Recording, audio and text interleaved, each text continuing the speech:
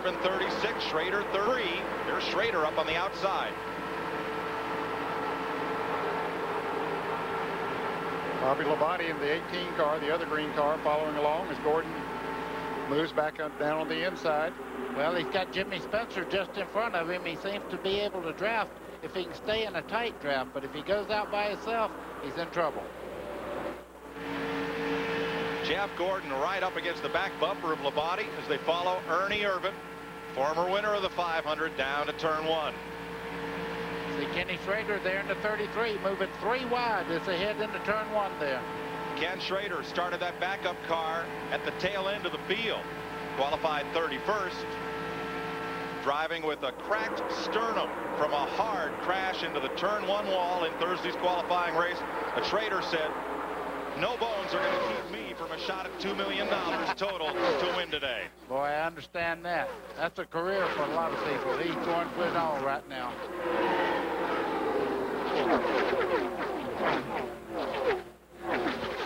Giving their camera a little work over there. You can see how much air pressure is off those cars. It actually moved the camera then. 2 by 2 behind the 3 leaders.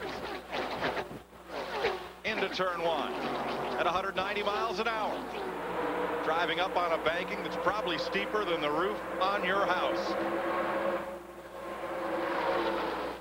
Richard Childress' car is first and second right now. That's a hard thing to overcome when you have a teammate up under you like that. Somebody has to really get with somebody and change the groove to get by them. You won't see these guys make a mistake and give that up. Bill Stevens. Just spoke to Andy Petrie, the crew chief for Kenny Schrader. Asked him, how's Kenny feeling in the car? He says the flak jacket was a stroke of genius, helping to dampen some of the vibrations that would come up and ordinarily cause him some discomfort. He said, he's feeling great. I said, does $1 million have to do something with it? He said, yep. Schrader has Morgan Shepherd standing by in relief. Shepherd, rideless for the Daytona 500, hopes to put something together for the rest of the season. Just a second ago, Rusty Wallace was giving everybody chase around the racetrack. He's staying on the bottom side of the racetrack, and the groove moved up just a little bit. He's dropping back as we speak. 65 laps to go. Ken Squire. Heroics are such a part of the Daytona 500, and they always have been, but this ride by Schrader should not be discounted. Imagine fracturing your sternum 3 days ago in a 185-mile-an-hour crash. He qualified 31st. He had to go to his second car, started 43rd. He's driven this thing right up into the top 5 once again. This is truly a heroic performance, and that car rides like a buckboard. The way they have these Chevrolets designed to run this track this year, you feel every bump. You feel every crevice on the track. He was telling me he was going to get a new dentist because he had so many fillings he'd have to replace after 500 miles. Imagine how he must feel right now. But there's no pain for Schrader. It's like Earnhardt coming back after that terrible crash at Talladega and sitting on the pole at Sears Point, California. These people are special. Gotta wonder what $2 million feels like. Well, you can ask Ernie Irvin. He's one of them that's trying right now, and he's moving up beside the team car of Dale Earnhardt. Mike Skinner, you can see he has a good draft on the bottom side of the racetrack. He's going to take it away from Skinner, and this is a whole new ball game. Ernie Irvin told me last night, no one driver could win this race by himself. You had to have help and the draft. We'll be right back to Daytona after this. In our quest for the finest brakes in the world, we tested our pads against other leading brands. With pad after pad, in test after test, the results were always the same. No other brand stopped shorter than Performance Friction Carbon Metallic, the ones we stock at AutoZone. In February 1998, First Plus introduced another one of their innovative products. And at over 200 miles an hour, it's way ahead of the rest. The Bill Elliott Dan Marino Motorsports Team, brought to you by First Plus Financial. Watch for it. It's the one in front. This is joy. This is frustration. This is pride. This is humility. This is a sport that's about more than just winning or losing. In fact, it's a sport that's not so much about cars as it is about people. This is racing. This is NASCAR. It's Sunday. A time to bring those who are far away close, and those who are close, closer still. That's why MCI presents 5 Cent Sundays. 5 cents a minute, every Sunday. And now you can also use your MCI card to phone home on Sundays for 5 cents a minute. To enroll, call 1-800-SUNDAYS.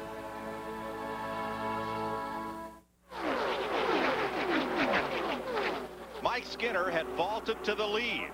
Ken Schrader came up with him. Dale Earnhardt dropped to the low groove behind Skinner, and as they went into turn number 3, Earnhardt went under his teammate. Schrader went up high around him. Skinner got kicked back to third. Earnhardt's back in the lead. Schrader's second. You know what that's called? One winner for the Daytona 500. You have to go when you have the chance. That's Ernie Irvan down on the inside, trying to get something going. Rusty Wallace working with him.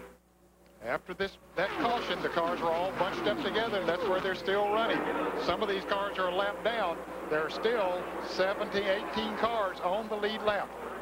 Earnhardt and Schrader, how many times have they run side by side together? I hate to say this, but when you get them bunched up like this, anything can happen. Earnhardt to the inside, wants the lead back. And here comes Ernie Irvan with him. Ernie Irvan. That's a brand new ride for him, but it is working like Ernie Irvan's cars always do. Has something to do with the driver, I guess. Of the first 9 drivers right now, Irvan is the only one to taste victory in the Daytona 500. But he and Kenny Schrader are both, as you mentioned earlier, eligible for that $1 million bonus. They're right up there fighting for it. And that would mean a total payday of $2 million. Counting manufacturers, contingency, television money, and then R.J. Reynolds bonus. And for the Mark Martin fans, he is back on the racetrack now. They did get his car repaired, but he is many laps down like this. What happened to that single file draft of lead cars we had a while ago? Well, all you have to do is look at the laps left in this race. Everybody now, they're pulling the plugs on these things. They know they have to go. Dick Berggren. Well, Richard Childress is watching our television broadcast, and he's watching his 2 cars, the 3 and 31, jockey back and forth. What do you make of this, Richard? Well, you know, he was sitting there and you push, and they had a run. He had to go. I just told him to say, Mike, you know, I was telling him just try to sit there, and they had a run, so he had to go. Got him 5 points. Now he's back there. Hopefully we can just settle in, and hopefully we have them both there at the end where they can help each other. Who's supposed to win this thing, the 31 Skinner or the 3 Earnhardt? Well, you know, a car owner is kind of like 2 kids. Who do you want to give a piece of candy to? But, you know, my heart's got to be with Dale Earnhardt, but we all owe it to Lowe's and everybody with Mike Skinner. If he's got a chance to win, he's got to try to win it. Well, there's a diplomatic answer for you, Mike. It certainly is. From the owner of a 2-car team. Aflac trivia question. Who has started the most Daytona 500s before winning the great race? Buddy Baker, 18. I was about to say Darrell Waltrip, but Darrell he won it in his 17th year, I believe. Well, he won it in his 18th start. And look here, 3 wide out in the Ned, this is not trivia here. This is the real thing. 3 wide at 200 miles an hour through the tri-oval. And that is a turn there. It is a turn, and Dick Trickle's in the middle. They're still 3 wide. You're with John Andretti. The Pepsi 400 winner here in July, a race that will show for the first time ever at night this July 4th here on CBS. Well, I can't wait to see 43 cars under the lights here at Daytona. I got to see history when Earnhardt made a few laps the other night. It was absolutely beautiful. The car looked like a diamond out there. The people cheered the whole 20 laps that he ran. And they expect a packed house here in Daytona for the first ever Pepsi 400 run at night. And you'll see it live in prime time here on CBS. Earnhardt the leader, Irvin in second, Rusty Wallace in third. 56 laps to go, Ralph. A tip of the hat to the Fab Shop guys on the number 2 of Rusty Wallace. They work day after day. They only got 2 days off at the end of the season, Christmas Day and Thanksgiving Day. Crew Chief Rodman Pemberton, he gets 3 weeks off a year. He's only had 5 days off in all of 1997. They built over 7 Taurus chassis leading up to the Daytona 500. And that great body work has gotten Rusty into the thick of this year's Daytona 500. Now that inside lane is moving forward, Ralph, and the reason is Mark Martin, the lapped car up ahead. Earnhardt could sniff out a draft off that white and blue machine of Martin. I'm watching all these guys right now. Outside line's fast 1 lap, inside lane is fast 1 time. The biggest thing right now, you don't only have Earnhardt with a lot of help, other people are getting great toes around the racetrack. Back down to turn 1, 146 laps complete. Bill? I just spoke to Ryan Pemberton, the crew chief for Ernie Irvin. I said, are you starting to make some deals on who's going to run with you for the finish? He says, nope, it's happening too fast. 135 miles to go. Dale Earnhardt. Jimmy Spencer on the inside of Mike Skinner. Number 23, Spencer. Number 9, Lake Speed. Number 90, Dick Trickle. And Mark Martin 1 lap down, trying to stay away and out of the way of the contenders to win this race. That's exactly what he's doing. A true champion type driver to never create a problem as close to the end of the most important race these guys run. Still got over 50 laps. Over 3 wide. 50 to go. Down there at the start-finish line. That's Dale Earnhardt's team communicating with their driver.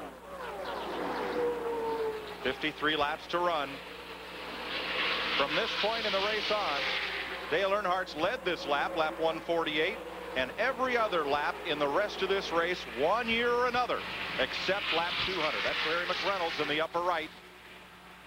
Well, Earnhardt's running super well. Just behind him is a young guy on the move right now, Jeremy Mayfield.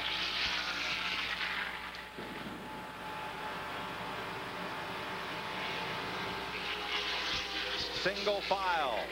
The lead pack comes down to the start-finish line. Earnhardt, Irvin. Right behind, there's Ernie Irvin's Pontiac. He moved out of Robert Yates Ford at the end of last season. That's now driven by rookie Kenny Irwin Jr. Jeremy Mayfield is 3rd. Rusty Wallace 4th. Teammates: Ken Schrader 5th. Jeff Gordon in 6th. Mike Skinner, Jimmy Spencer, Bobby Labonte, John Andretti, the top 10. We'll be right back.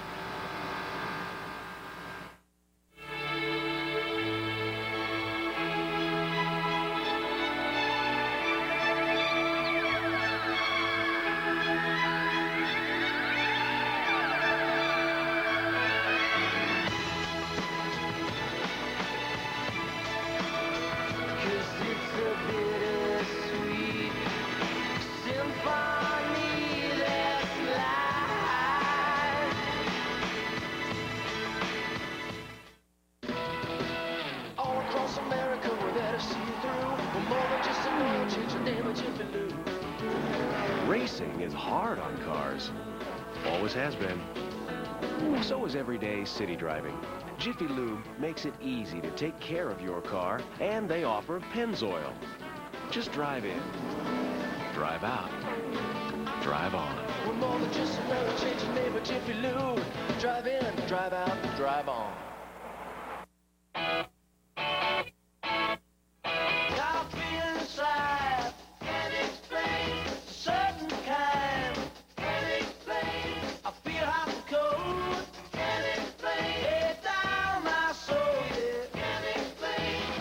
Competition won't be able to explain when the only 4-door rookie in NASCAR starts blowing their doors off.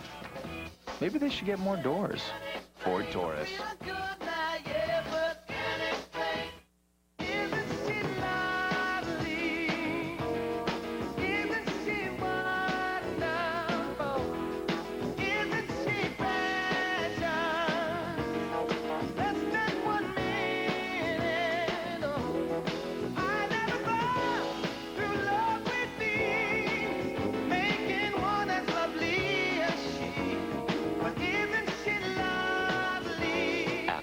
Insuring over 40 million people worldwide.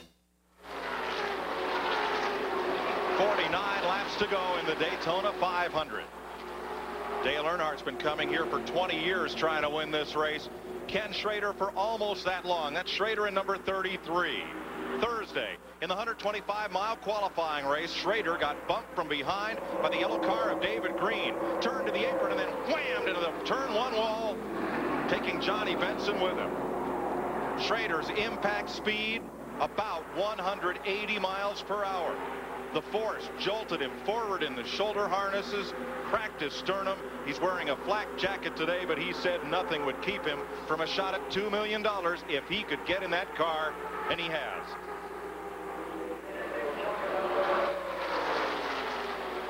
Coming up next, men's ice hockey and figure skating from the Olympic Winter Games in Nagano, Japan.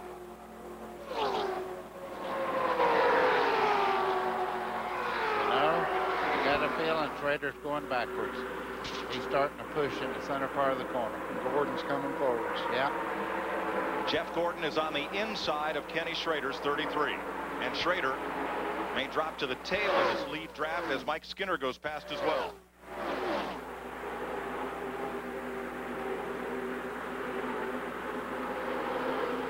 Dale Earnhardt leading Ernie Irvan. 48 laps to go. One pit stop will remain. These cars get about 5 miles per gallon and hold 22 gallons of fuel.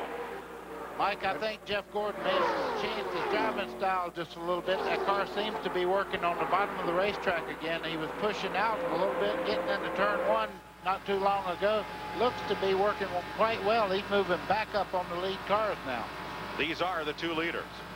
You're just perched on the back bumper of Dale Earnhardt Chevrolet, looking back there at Ernie Irvan, Jeremy Mayfield, the youngster from Kentucky, his teammate Rusty Wallace, and Jeff Gordon. He was thinking about making a move. Look at Mike Skinner. He's looking on the outside of Jeff Gordon. I don't believe he's going to be able to pull that one off yet.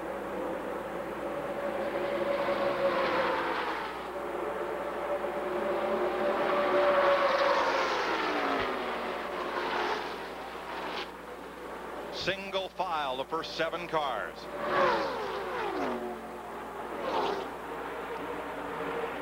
Right in the middle of that group, Jeremy Mayfield, 5th start in this race. Looking for his first top 5 finish.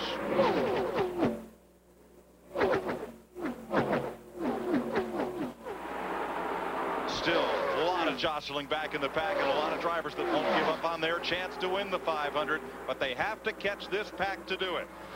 Ned, it looks like that second group, they look like they're closing in on the leaders just a little bit. Jimmy Spencer's pulling that second group right on up through there. John Andretti's right with him. You can see there's about a 15-car length difference, but they are coming like a storm right now. Right now, we've run far enough that if I got a caution here the next 5 or 6 laps or something, probably just going to do 4. It's like we've run far enough and got far enough to go. And I about bet Ray, Andy, I don't know. What McReynolds is saying, they may get 4 tires on this last pit stop. When he says, Andy, I don't know, it means he hasn't talked to Andy Petrie, who owns Ken Schrader's car. Now, not only can we listen in on these teams, but a lot of fans in the stands have scanners. They can listen to all of that team communication. Don't know of any other sport where you can do that. As the event unfolds, find out all the strategy firsthand, but you can do it in NASCAR racing. There's Buddy Baker's record for the race, 177.6, and they're running almost right on that record pace today.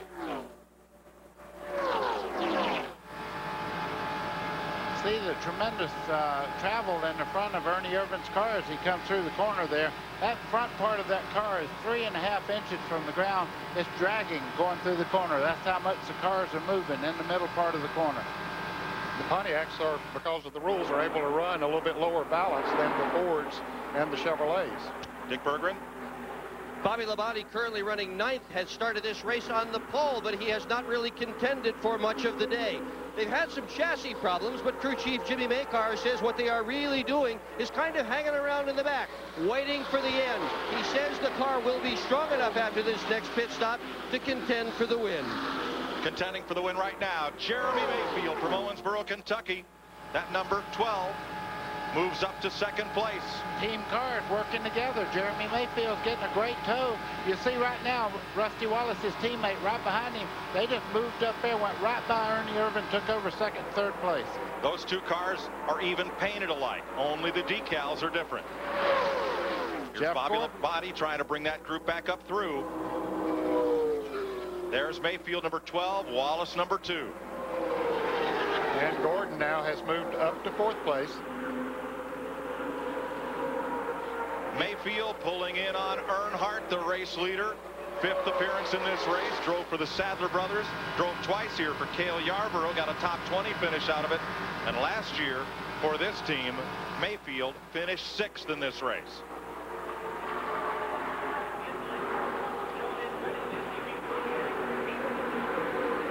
Continuing the battle further back, Joe Nemechek with the 4 of Bobby Hamilton. New driver for Larry McClure this year, that yellow car. 99, Jeff Burton, accident damage. And number 16, Ted Musgrave, the blue and yellow car, just ahead of his teammate, Mark Martin.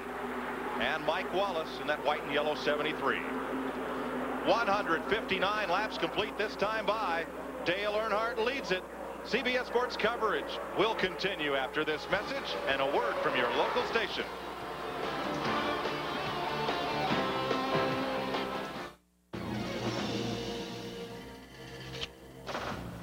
Now there's a tire that can survive even this. The Goodyear Eagle F1 Run Flat. Even with no air pressure, Goodyear Run Flat technology lets you drive up to 50 miles at 55 miles per hour to safety, so you won't get stuck with a flat. Serious technology, freedom from worry. Eagle F1 Run Flat. Serious freedom. Only from Goodyear. Goodyear, Goodyear. Since we switched to Quaker State Motor Oil, we've been very successful. So when my crew chief said, check it out, Jeff. 3 new synthetics from Quaker State. Why change a good thing? Different engines can need different protection. Quaker State knows that. Well, we tested them. And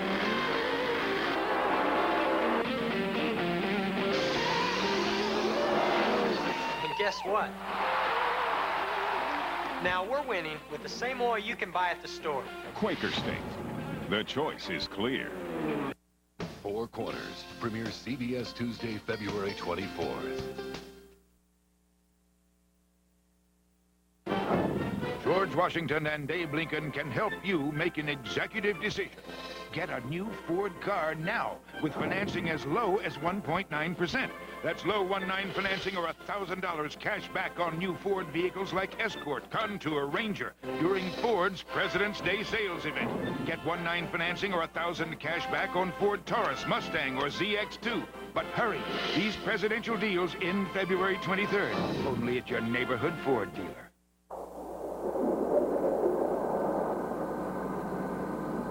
For those who go the distance, the start is critical.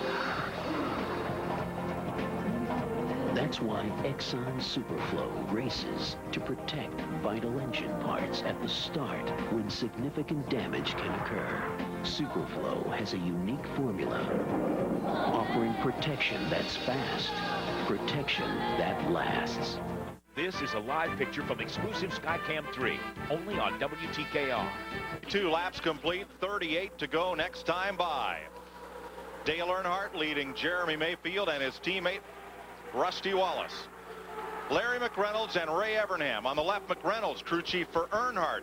McReynolds won this race with Davey Allison. Ray Evernham won it last year with Jeff Gordon. Talking race strategy. And mainly when to make the final pit stop. And what to do on that final pit stop. Do you just put fuel in? Do you take 2 tires? Do you take 4 tires? I wouldn't be surprised to see a splash and go this close to the end. For somebody, yeah, or maybe all of them. Jeff Burton has come back to pit road. Word from the scanner is they may have lost an engine on Burton's number 99. A lot of smoke from under the hood. And also being pushed back towards the garage is the car number 1 of rookie driver Steve Park. He's going to be out of it. I better explain what a splash and go is. That's about 2 gallons of fuel and just going right back on the racetrack as fast as you can. Ralph? Well, Larry McReynolds told Ray Evernham he would be back in about lap 170, which is just about 7 laps from now, to figure out exactly what they're going to do. We have also seen members of Kenny Schrader's team down here as well, Dick Berggren. Yeah, we've also had Robin Pemberton down here. He is in right now. Earnhardt's pit. Have you guys cut a deal?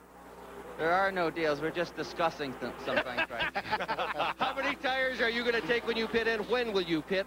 We don't know what we're going to do yet. We're discussing things. That's coy. Well, Robin Pemberton is the crew chief for the third-place car of Rusty Wallace. That was Kevin Hamlin on the left, Mike Skinner's crew chief, talking with the car that is also owned by Richard Childress and engineered by Larry McReynolds. I think there's as much hard running up and down pit road as there is out on the racetrack right now.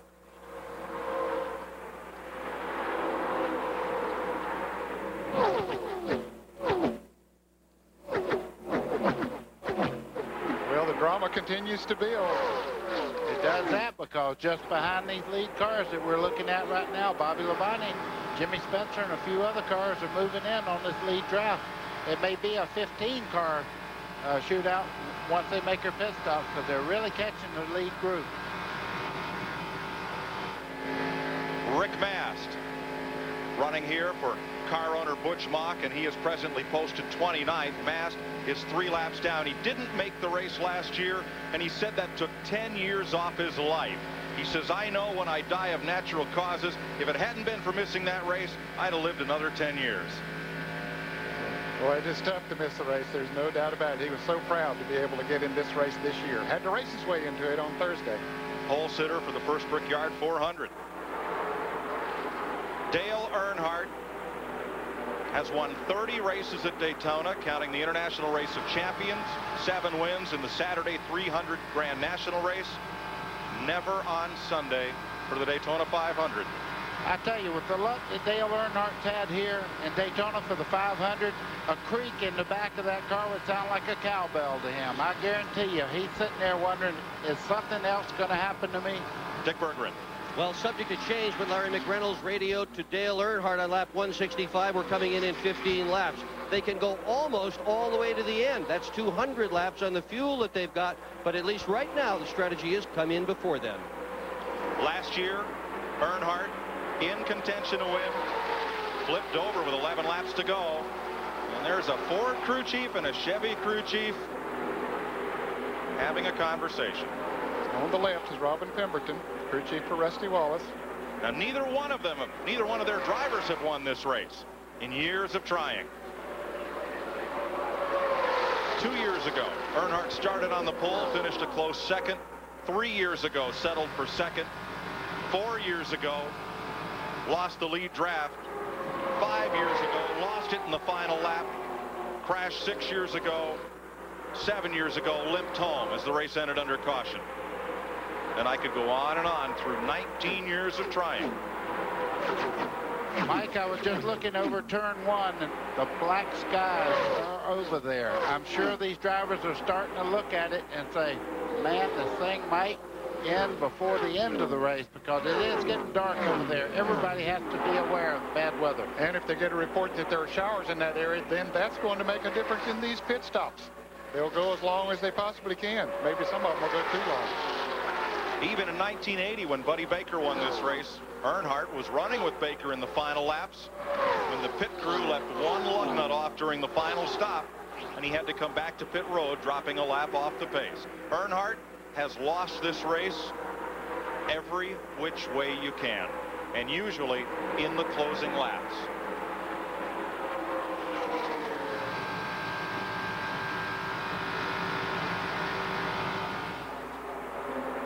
Jeff Gordon aiming to be the spoiler in Earnhardt's party or Wallace's celebration.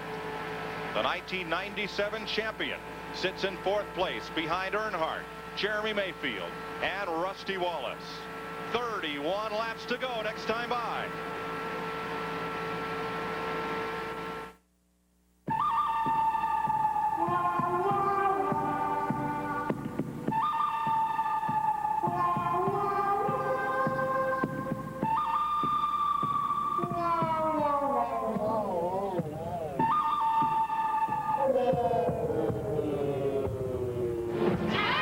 Mobil 1 synthetic motor oil. From 35 degrees below zero to 475 degrees above.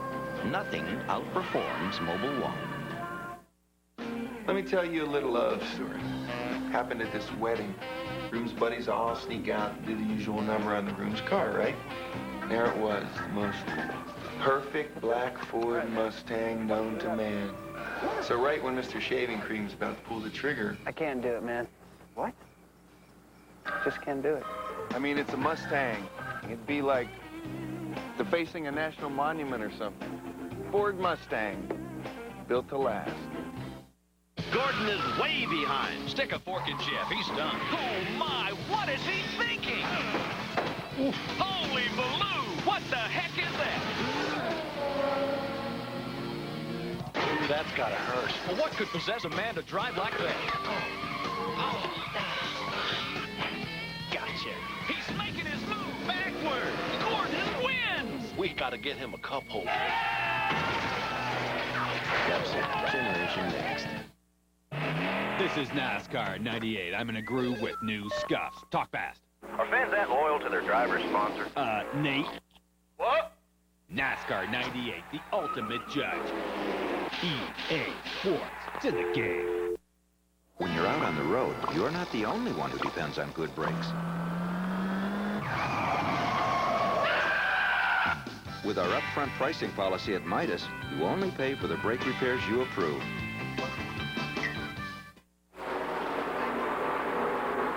Working 172 laps, 430 miles complete. The story is Earnhardt, striving, struggling to finally win this 500. Earlier this week, he told the press, everyone saw the look in John Elway's eyes, look in mine. He's out in front, but there are two Fords deployed directly behind him. And before this is over, you can be sure they're going to be on the attack. Mayfield and Wallace working together. Let's go back to the call and Mike Joy. Ken, 28 laps to go. 8 times in 19 years, Dale Earnhardt has been in this position at this juncture of the race in the lead.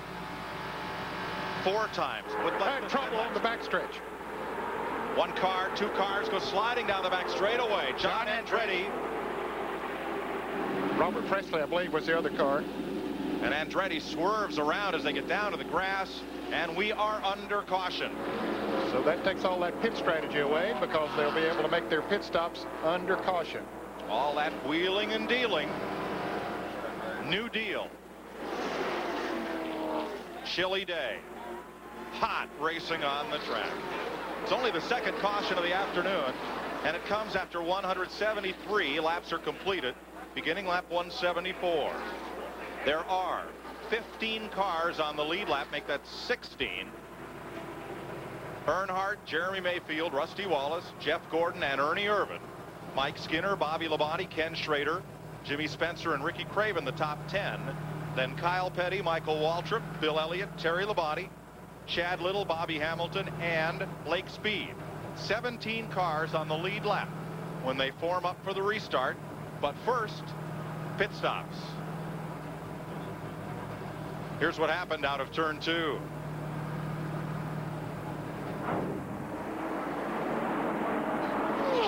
You can see that the 43 car of Andretti came up awfully fast on the 77 car of Robert Presley. They got together and spin down to the inside of the racetrack. Everybody else goes by. Let's slow it down and look again. Andretti was on the lead lap. Just got into the left rear corner of Presley, and both of them spin to the inside of the racetrack and out of harm's way. Inside John Andretti's car for this look. If you want to see what an arrow push looks like, watch him come up right here.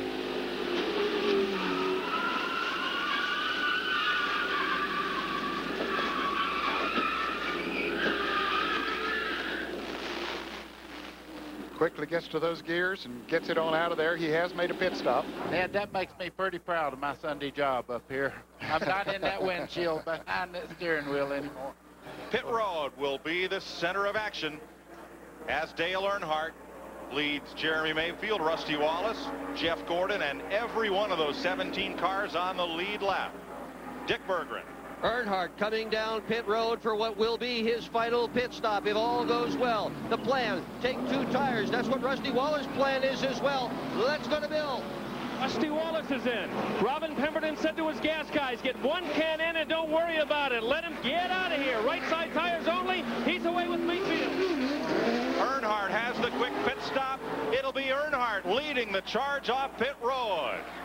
And his teammate, Mike Skinner, gets out second. That could be a major point. I'm reminded of a conversation we had yesterday, where to win the Daytona 500, you'd have to have a friend, and Earnhardt has his teammate right behind him. You got to remember something else. So his teammate wants to win the Daytona 500. Two teammates. That's two teams right there. The first four position. Buddy, this is going to be good. Get a good hold. 25 laps to go next time by. Earnhardt made a great pit stop, but you got to hand it to those guys in the 31. They were back in 5th place when they came in. Now they're in 2nd place. They really made a great pit stop.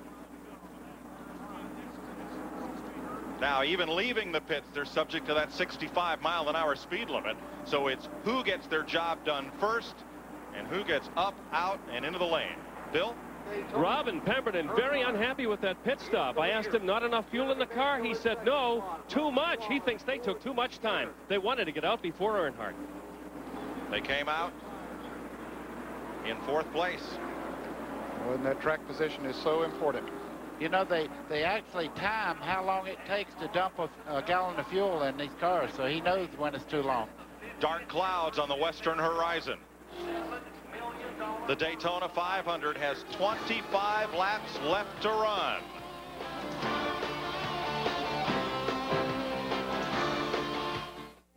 Making friends is our business was a motto that my grandfather created back in the 1950s when he came up with the slogan. And beer is about friendship, about relationships. It's about making friends, going out, meeting new people, and there's not a better beverage to do it with than a Budweiser. There are 500 million beer drinkers in the world, 80 million beer drinkers in the United States, and they must know something. How do NASCAR drivers relax after the race? They do a little fishing. Good fishing hole. Great fishing hole. You bet. I wonder why nobody else is here. Uh-oh. Fortunately, most drivers start with Excite NASCAR Select, the official battery of NASCAR, engineered to start high-compression engines that demand nearly twice the starting power of your car. Hey, who took all the fish? He did. Excite NASCAR Select, because winter can be a real bear. Available at these stores. We made up our mind. We are quitting. So far, so good. Nicoderm CQ. Doing fine with no help. Want to cheat? No. Oh, come on, just one. No. I hate how calm you are. Hey, this is tough for me, too, but I got help. Nicoderm CQ gives the highest level of medicine, a 24-hour stream that's still with you when you wake up. It helps calm the cravings. You'll see. Nicoderm CQ, the power to calm, the power to comfort, the power to help you quit. Michael came onto the scene in IndyCars as a winner. I'm very proud of the fact that he's carrying on the Andretti name. I'll never forget the first really competitive pass that he did on me. We banged wheels a little bit, and he was gone. Adios, Dada. The Andrettis rely on the same Haviland Formula 3 motor oil you can buy right off the shelf. That's my boy. And for your cooling system, get Haviland Extended Life Antifreeze. This CBS Sports Race Summary is sponsored by Texaco, a world of energy. As we get down to the last 25 laps at 174, 435 miles complete, 8 different leaders. Lead changes 13 times. The average speed just under Baker's record from 1980 at 176.1. A couple of cautions out here, and the cars and drivers that now are saying what should have been include Kevin LePage, Ricky Rudd, Steve Park, the rookie, and now Jeff Burton. Field is getting set on a restart, and let's rejoin Mike Joy. Don Hawk with Dale Earnhardt. Saying One a prayer. lap to race. Earnhardt's pit stop. A key pit stop to maintaining that lead track position. Watch that black car in the middle of the screen jump out ahead of those 2 white Fords, and Mike Skinner, the blue and yellow car, right with him. Let's give a call to Kevin Hamlin and that Mike Skinner crew. Michael Lingerfelt, Ron Otto, Kevin Gabbard, Taco Landon, Brian Engelhardt, Trip Bruce. They got Mike Skinner way up the leaderboard into second place. He was fifth when he came out in second place. One loser on this pit stop, Mike, was Ernie Urban, who was running in fifth place. He is now back in the 11th position. And Michael Waltrip, also a big loser, he got out of the pits good in the 6th place, but he had to come back in because he ran over an air hose. Now he is 18th. There are 18 cars on the lead lap. And Ed, we need to add to the list we gave earlier, John Andretti and Michael Waltrip. They are on the lead lap. That makes 18 cars. Dale Earnhardt in front. 24 laps to go. Buddy, how do you win this race if you're not in Dale Earnhardt's position? Well, the first thing you have to do is, you can tell they're teaming up right now. There's a lot of these guys that know that they have to draft right now. You wait till about 5 laps to go, really make a run. But hey, if that door opens up right now, those team cars will go right by Earnhardt and try to put him back there and worry about him getting back to the front. Both those 2 lead Chevys using the new General Motors SB2 small block engine, and Ned, 2 Ford Tauruses right behind them, answering a question we had at the top of the day. The Tauruses can run. Yes, they can. They certainly can run in the draft. They haven't led that much today, but they certainly can run in the draft. And if 2 of them get hooked up together against those 2 Chevrolets, it's going to be interesting. However, I think it's going to be very hard to pass Dale Earnhardt and to Mike Skinner. Ken Squire. Dale Earnhardt has said this week, it's a game of chance in terms of who's working with you and how you get where you want to be. He's where he wants to be now for sure, with teammate Mike Skinner right behind, going under green. Right behind, Skinner is shoving Earnhardt toward turn 1. Almost got his car loose, Mike. He was so much up under him and actually pushing him. Lead lap cars in the outside lane. Cars 1 or more laps down, including number 40 Marlin down on the inside. Rusty Wallace got a terrible start there. He's not up to his teammate where he should be, but Jeff Gordon's right on his back bumper. They ought to be able to pull up. That's a lap car there, the 40 car that you can see if Sterling Marlin is pulled right up into the draft there. 23-lap gang fight. Jeremy Mayfield's gang not yet shown up. He's the only Ford in the front of that pack. He's had a good car all day. He has drafted well, has driven it well. Now Rusty Wallace is back there with him. 2 Chevys and 2 Fords and 3 abreast behind them. Jimmy Spencer in the middle. Don't count out that green car there. Bobby Labonte right now. He's one of the guys that can make $2 million if he wins today. And here's a challenge going down into turn 1. The Fords move on the inside of Skinner. They take away Earnhardt's drafting partner. Mike Skinner kicked up high, clotheslined out of the draft by himself. Here they come underneath him. You see Bobby Labonte there on the inside. You can see that Skinner's fighting back on the outside. Bobby right by himself. That's not a good place to be. He's behind us. Yep. Did he get to third? Huh? Did he get to third? Where'd he get to? Sounded like Ray Evernham talking to Jeff Gordon. He got to 4th is where he got to. And Bobby Labonte still running side by side with Mike Skinner back there. That's not good. Well, the first 4 broke away just a little bit. They still got 22 laps. Remember that air dam. That is Ray Evernham telling Jeff Gordon that air dam is bent up. Stay in line as long as you possibly can and take advantage of the draft off the car ahead of you. Jerry Nadeau, number 13 in the middle of the pack. He's the highest rookie in the race right now. 1 lap down in 22nd spot. Great debut for the road racer from Connecticut. Mark Martin's wounded car way down to the inside. Getting out of the way. He knows he's laps down. He's just letting these guys go after it. Buddy, how tense is it to be this late in a race in the middle of a pack like this? Well, you see Bobby Labonte in the green car there. He has Jimmy Spencer and all. The tension is unbelievable because you're doing everything you possibly can, inside, outside, trying to get somebody to go with you. Coming up on Mike Skinner. He's trying to make a move there. You see him go inside, got cut off, went right back to the outside. They're not waiting anymore. They're making their moves. Out of turn 2, Earnhardt leads 2 Fords and a Chevrolet. Jeff Gordon, the defending champion, in 4th. 7 times at this point in the race with 20 laps to go. Earnhardt has been the leader. He still has yet to find the key to the gate that opens to victory lane in the Daytona 500. And it's been 59 Winston Cup races since Earnhardt has had a victory on NASCAR's senior circuit. 3 abreast further back. Rookie Kenny Irwin in between Jeff Bodine and Ricky Craven. Ned, those two Fords are linked up behind Dale Earnhardt. Now, each time they've gone to turn one, there's Rusty Wallace. He's darted inside, he's darted outside. But even with Jeremy Mayfield right behind him, he cannot yet get alongside Earnhardt. So far, maybe it's a little bit earlier than they would like to make those moves. They sort of test them out, but they also got to look in their rearview mirror. Right behind Rusty Wallace is Jeff Gordon, and they know that he's going to stay a player in this thing. Bobby Labonte has caught back up to them as well. As Buddy said, he has a fast Pontiac, so it's going to be one kind of a shootout here. And just behind the green car there, that red and white car, that's Jimmy Spencer, a past winner here. He'll let it all hang out, too, when time comes. In preseason testing, when the Fords came down here to run, Buddy Baker came down here as a consultant with Jeremy Mayfield and with Rusty Wallace. You went out and ran with Rusty, pointed out a couple of things he might try. Want to share one with us? Let's watch this race. I tell you what, they do a great job. Rusty knows how to drive. I was just down here, but it helps me a lot in the booth. At least I do know what these cars are doing right now. You can see Jeremy, look on the inside.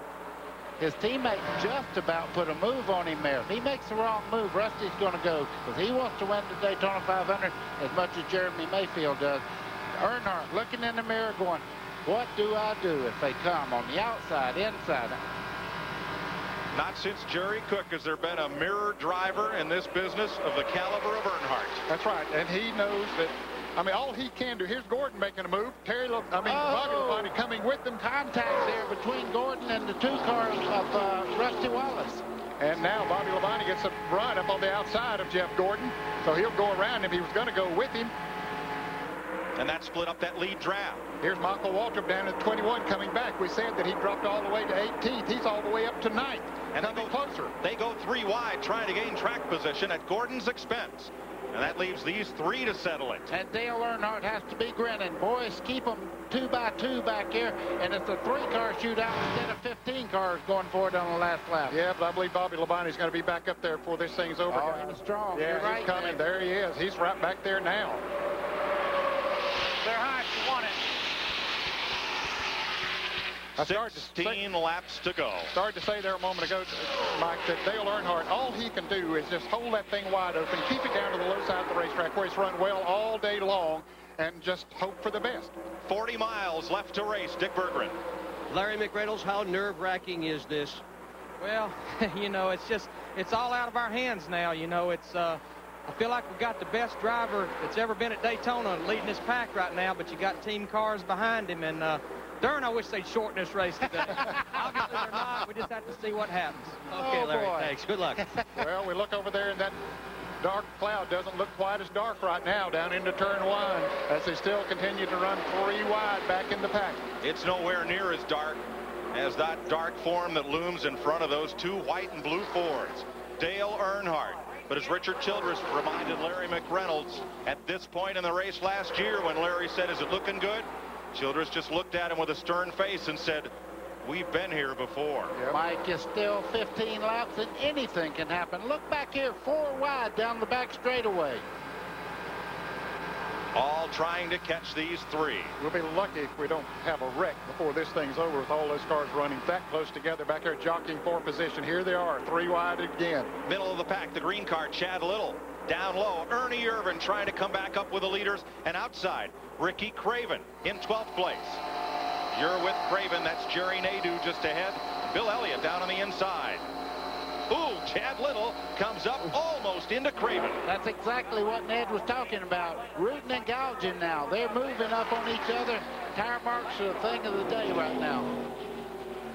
Chad Little gets free of that pack, and way down to the bottom goes Irvin. Irvin scratching and clawing his way back to the front. He's racing for $2 million. 14 laps to go. Can we hold our breath that long? Can they? If I was driving Earnhardt's car, I would hope these guys are smart enough just to stay behind me until the real time comes. If you made a move right now, you might go from 2nd to 15th, get back there where they're running 3 wide and have no chance to win. Yeah, now is not the time to make a move up front. Of course, Earnhardt, he's making the moves that he has to make, and that's just a hold of the pedal to the metal, as they say, wide open all the way around this racetrack, and hope that on the last lap or whenever they decide to make their move, that those two Fords get side by side back there or side by side with another car, and that'll free him up.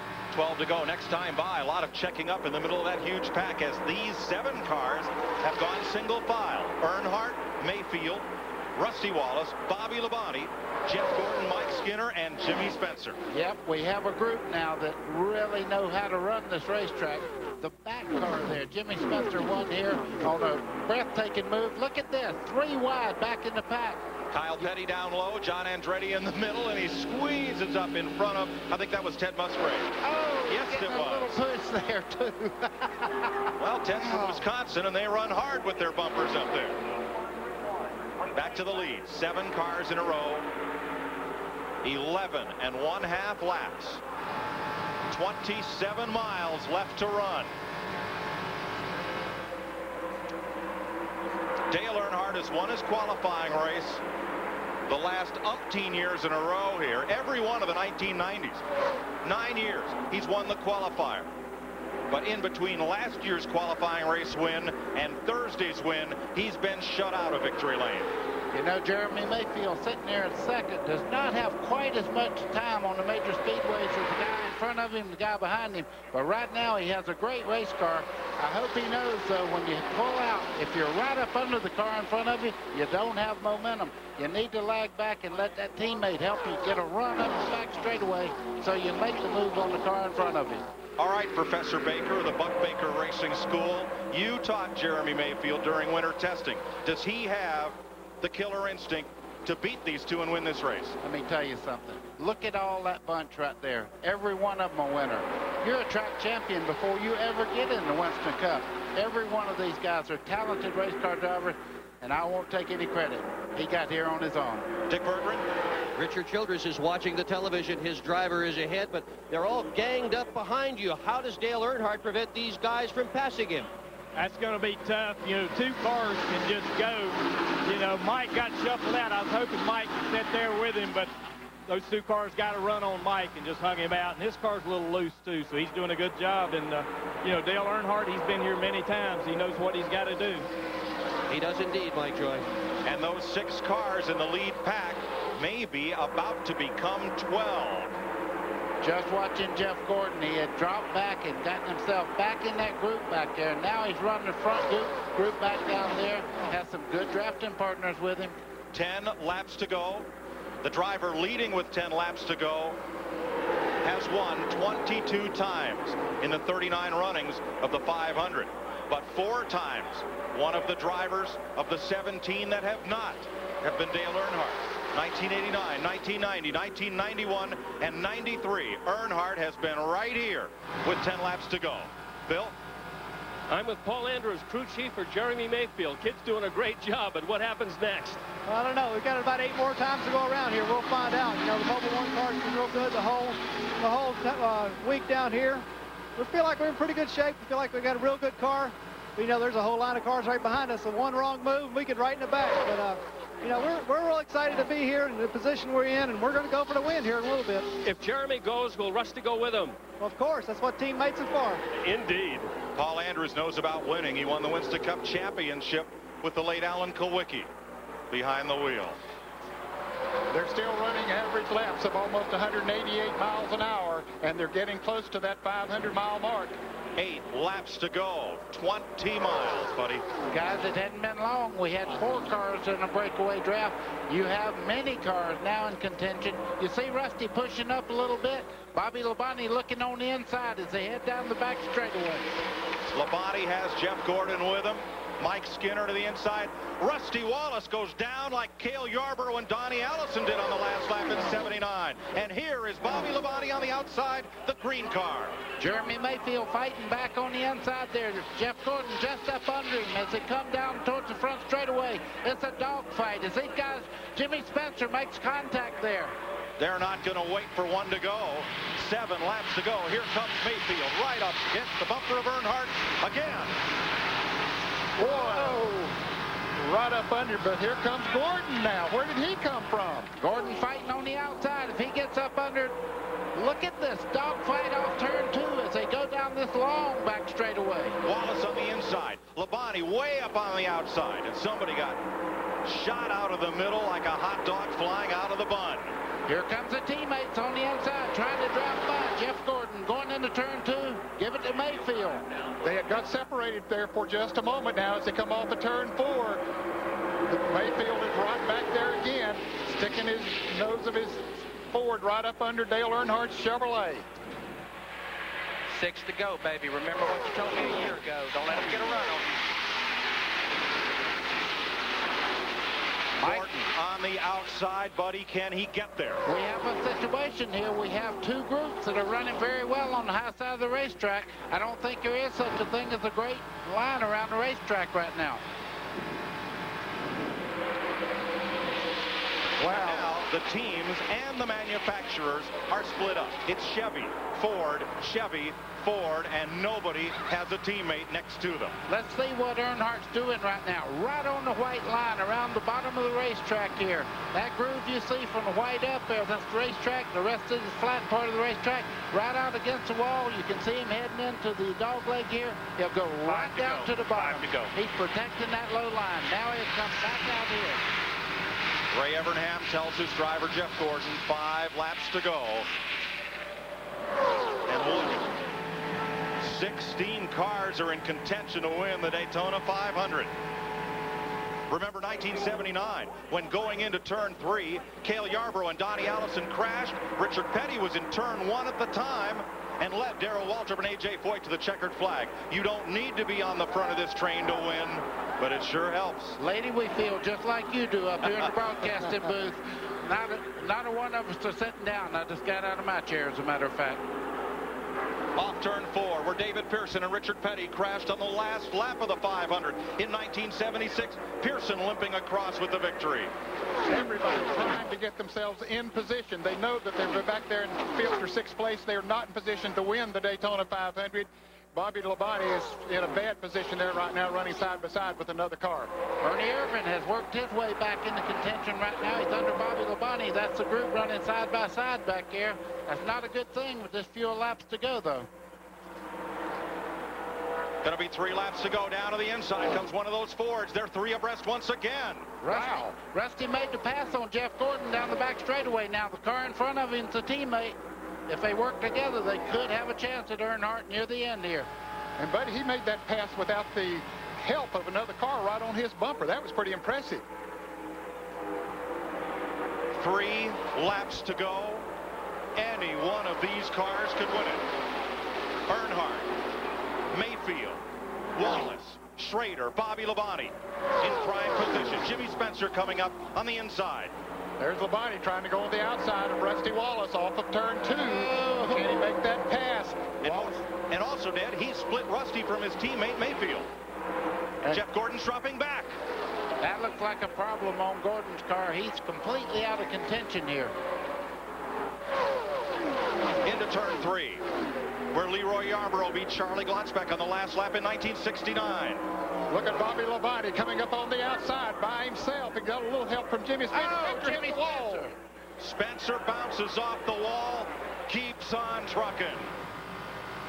2 laps to go. Big time hit by Spencer, but I told you Bobby Labonte was moving just a little while ago. What a muscle move on the outside. Fastest qualifier here for the 500, showing his muscle now. 3 makes in the 500, Chevy, Pontiac, Ford. That's how they run. But Earnhardt has a benefit. There's a slow car up ahead. And there's trouble coming off of turn 2. Some cars get strangled. It might be this. Whoever gets back to the start-finish line, they'll get the white and the yellow together. Blake Speed and John Andretti tangle as the leaders head for turn number 3. Andretti and Spencer got together. This could be the Daytona 500. Bobby Labonte goes to the outside. Labonte up high. Earnhardt uses the lap car of Rick Bass as a pick. 20 years of trying, 20 years of frustration. Dale Earnhardt will come to the caution flag to win the Daytona 500. Finally, the most anticipated moment in racing. If John Elway can win the Super Bowl, Dale Earnhardt said he could win the Daytona 500. And if he comes around under caution to complete this final lap, the taste of long-awaited victory will be his. Wow. What a drive by Dale Earnhardt, doing everything he had to do today. Bobby Labonte is saying, boy, I needed that last lap. At the top of the show, you saw the steely eyes of Dale Earnhardt. I'll bet they'll be tearful when he pulls into victory lane. Let me tell you, it'll make the strongest man on earth cry when you win this race. It's special. Bobby Labonte comes across the line to the caution flag in second. Jeremy Mayfield's Ford third. Kenny Schrader with a shot at that $2 million bonus, as did Bobby Labonte. Checkered flag. Dale Earnhardt finally is a champion of the Daytona 500.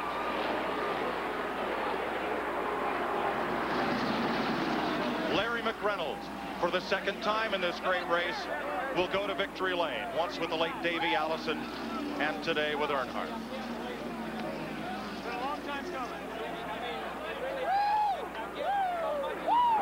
The run to the caution flag from turn 3. He came up on Rick Mast. Rick Mast moved to the inside, and that's all Earnhardt needed, buddy, was just some racetrack up there to run on. Yeah, you can see Bobby Labonte and Mayfield hitting as they come down towards the tri-oval. Mayfield, not quite.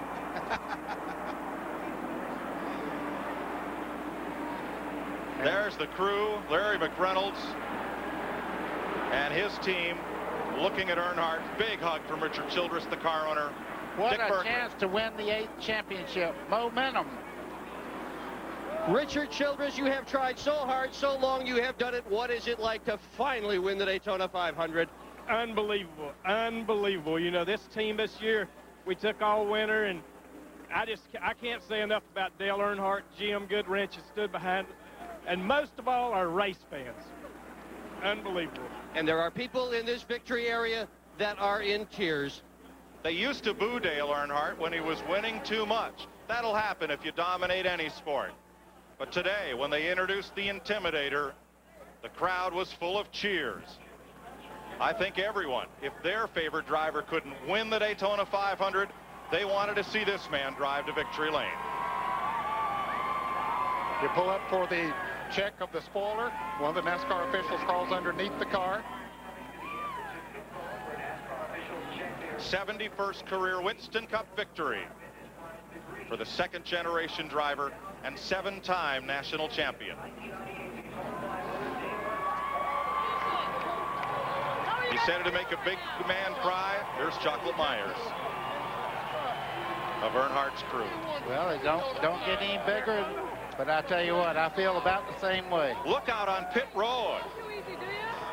Every man on every crew has come out to the edge of pit lane to congratulate the man who has dominated everything there is to win in this sport, except this race, until today. Well, that's great. There was Todd Parrott, Dale Jarrett's crew chief. Other members, other team members of other... Andy Petrie was there. And this will be the longest receiving line in the history of celebrations. Wow.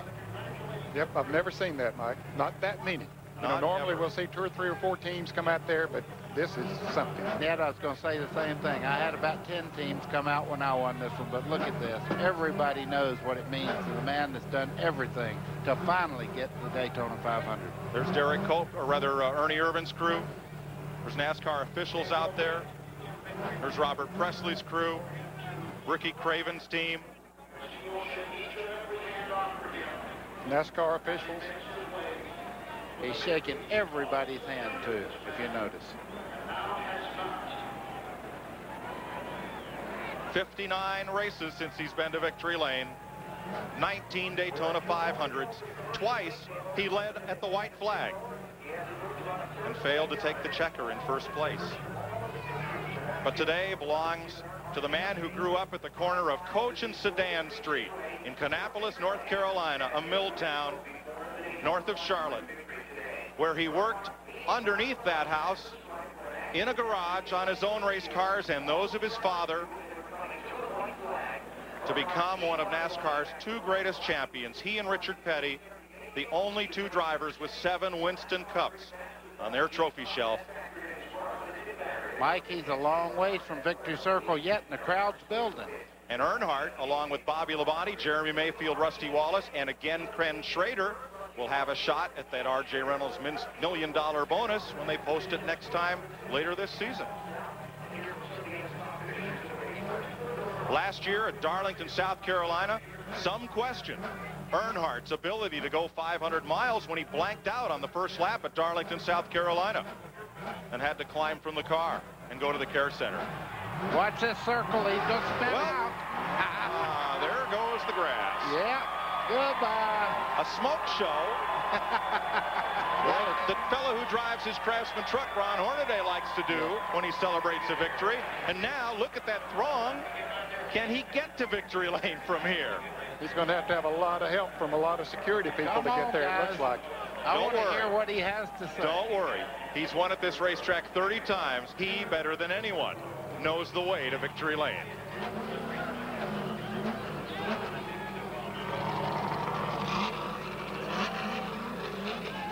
The most anticipated moment in the history of NASCAR racing.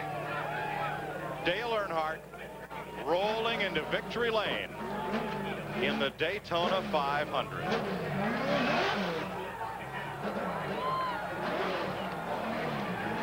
Awaiting Dale Earnhardt is the man who brought the Daytona 500 to CBS, Ken Squire. The 20-year quest is over. Gates have just opened for Dale Earnhardt in victory lane at Daytona.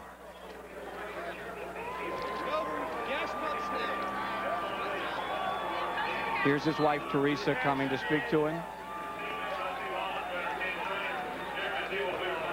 One for Dale Earnhardt, perhaps one for Neil Bonnet as well.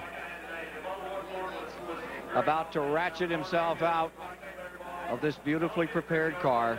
He said patience was what it was going to take, and patience is what he gave it. All right, getting on the hat. He's waiting on this. And he's ready to clamber out. Ready to step out of car number 3. The winner of the Daytona 500.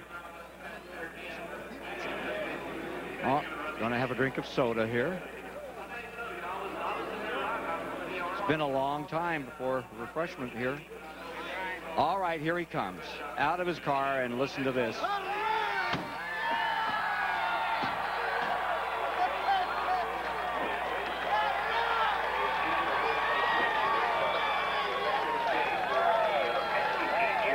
Two decades he's waited for this moment, and it's here, and everybody gets a bath.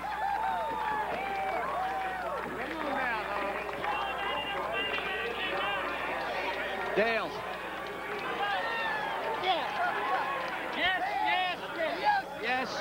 Yes.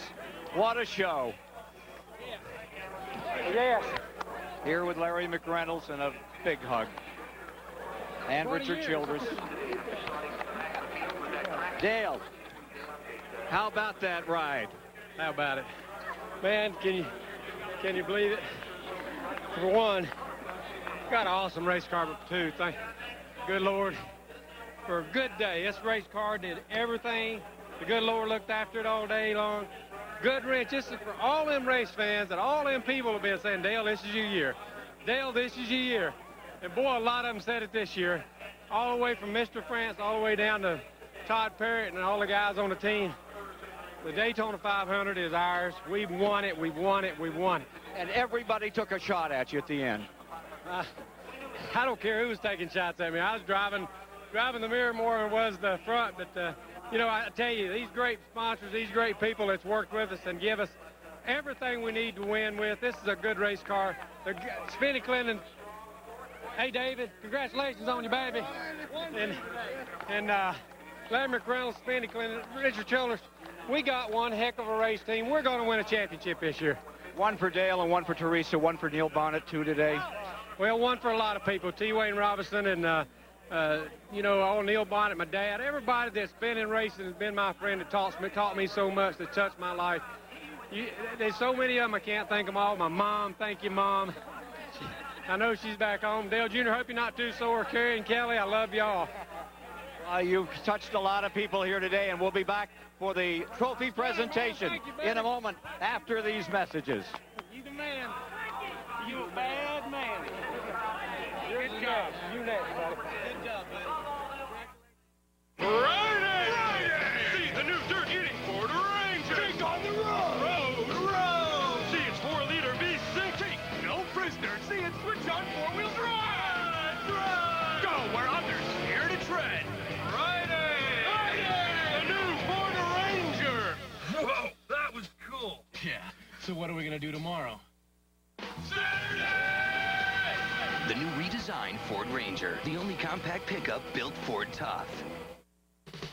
In our quest for the finest brakes in the world, we tested our pads against other leading brands. With pad after pad, in test after test, the results were always the same. No other brand stopped shorter than Performance Friction Carbon Metallic, the ones we stock at AutoZone. It's good to know that in an era of superstars, big corporate sponsorships, and network TV deals, there's an organization that also cares about fairness and sportsmanship, that realizes its fans are the sole reason for its success, and knows it should never go so fast that it can't slow down if there's a good enough reason.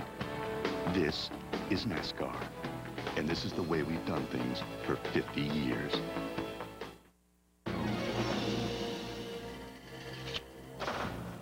Now there's a tire that can survive even this. The Goodyear Eagle F1 Run Flat. Even with no air pressure, Goodyear Run Flat technology lets you drive up to 50 miles at 55 miles per hour to safety, so you won't get stuck with a flat. Serious technology, freedom from worry. Eagle F1 Run Flat. Serious freedom. Only from Goodyear. Goodyear, Goodyear. Well, we're back here in Victory Lane. John Graham, president of the Daytona International Speedway, after perhaps the greatest 500 of them all, is about to make the presentation to Dale Earnhardt, symbol of victory in the great American race. John? Ken? Dale, we get you up here for a second. Dale, congratulations. Here is a replica of the Harley J. Earl Trophy, symbolic of the champion of the Daytona 500, and we'll inscribe your name on the permanent Harley J. Earl Trophy on display along with your winning car in Daytona, USA year-round. Congratulations. A great day for racing. Somebody may get hurt here. Great day for racing. I tell you, it's a great day, and I was wondering if I'd ever get my name on that trophy when y'all built that thing, and it's going to be great to have this in my trophy case, but it's for Richard Childress and all the guys. Everybody worked so hard for this. There's too many people in my life I couldn't think of them all right now. Dale, you lose that car for a whole year. It's going to be at Daytona, USA. They'll roll it in tonight. That's why I took it out in the grass and spun it around a little bit. I knew I wasn't going to race there again. I just thought I'd throw a little grass up. Very well planned. Those pit stops were just immaculate today. Well, they were. The guys did a great job, and Dale didn't choke it on the pit road, so everything worked great. And I can't say enough for this team. I tell you, we've had so many people that really worked so hard for Jim Goodwrench Service. They have been, supportive all the way through. Here we are in Victory Lane again. I knew we could do it. And you did it, and you did it in style. Let's go to Dick Berggren. I'm with Bobby Labonte, who put on a terrific run at the end to finish second, his best ever in the Daytona 500. Where did all that speed come from at the end of the day? Man, Jimmy Spencer really helped me out a lot all week long, and our cars worked really good together. And, he's kind of out there. I've got a few guys to work with, but we worked good together all week, and, brought this Interstate Pontiac, put me back up there, and from about 7th back to 2nd there with about 3 laps to go. So it was a pretty awesome run for us. And the little guy is Tyler Labonte. Ralph? Jeremy Mayfield, a tremendous run for you. Tell me about that last lap. Man, I'm glad it's over with. Had a really strong car. The Mobil 1 Ford was just outstanding all day. Didn't make any adjustments. The pit stops were great. My teammate, great. I mean, we worked together good all day, and that's shows a class act between both teams. We both ran good together and helped each other, and everybody started shuffling around at the end and really didn't have a chance to make a run on him, but we give it our best shot. Your new teammate, Rusty Wallace, was the first one over to congratulate you. Is this teammate thing really going to work out? What do you say to you? Man, just thumbs up. Rusty's a great guy. We've become really good friends. We're here to help each other. The 2 and the 12 cars aren't going to race each other. We're here to help each other, and that showed today. And And, you know, Rusty, man, what a guy. You know, he's won everything there is to win, and have him in your corner means a lot. This could be a new powerful force. Jeremy Mayfield and Rusty Wallace in Winston Cup Racing, Ken. Ralph, you done good. Victory Lane, that's the place to be. That's where Earnhardt is after 20 years of trying here in the Great American Race. We'll be back with more of the story after this. In racing, the engine is everything. What? It's the driver. A driver will never see a finish line without a great engine. The greatest engine will never see a victory lap without a great driver. At least they agree on Haviland Formula 3 motor oil, the same oil you can buy right off the shelf. And also try Haviland Extended Life Antifreeze. The engine's the first thing with the finish line. Not in Indy cars. Where does Napa keep over 200,000 different parts? Right up here. Now remember, your belt tension on this is critical. What kind of car is it? Well, I'll sell you all the struts you want, but I wouldn't recommend putting them in without the right tools. I'm sure we have it. Okay, is it a 77 or a 78? Because they changed the carburetor in 78. Actually, that's not a stupid question at all. I know what it used to be. You don't stay at Napa long handing out the wrong answers, and I'm not planning on going anywhere. America running. If you've been getting those phone stickers, you may be getting a little confused. So allow me to simplify. I love stickers. Okay, but if you're calling anywhere in America or anywhere around the world, most calls from home will cost you less with AT&T One Rate and One Rate International. So you're saying the sticker... I'm saying if you use those stickers, you could get a little sticky. You might get stuck paying more with those stickers. Yeah, I know, I got that. But I love stickers. Never been more frightened in my life. In America and around the world, the AT&T One Rate plans. Let's start with the brewmaster for just a moment. The brewmaster is the chef. That is the key brewmaster role, to understand the blending of his or her ingredients. Not only he or she tastes the beer every day, there's another person who tastes the beer every day, and that is me. The ability to have hands-on brewmasters working with the finest ingredients gives you Budweiser. The 500 is concluded, but the racing action is not. CBS Sportsline brings you all the latest news from Daytona with exclusive columns, interviews, driver bios, and more at cbs.sportsline.com. Next, snowboarding and bobsledding from Nagano, the 18th Winter Olympics on CBS. And tonight, 60 Minutes, followed by continuing coverage of the Olympic Winter Games, ice dancing, two-man bobsleds, and men's speed skating. If you were a bumper sticker on the back of Dale Earnhardt's car, here's what you would have seen.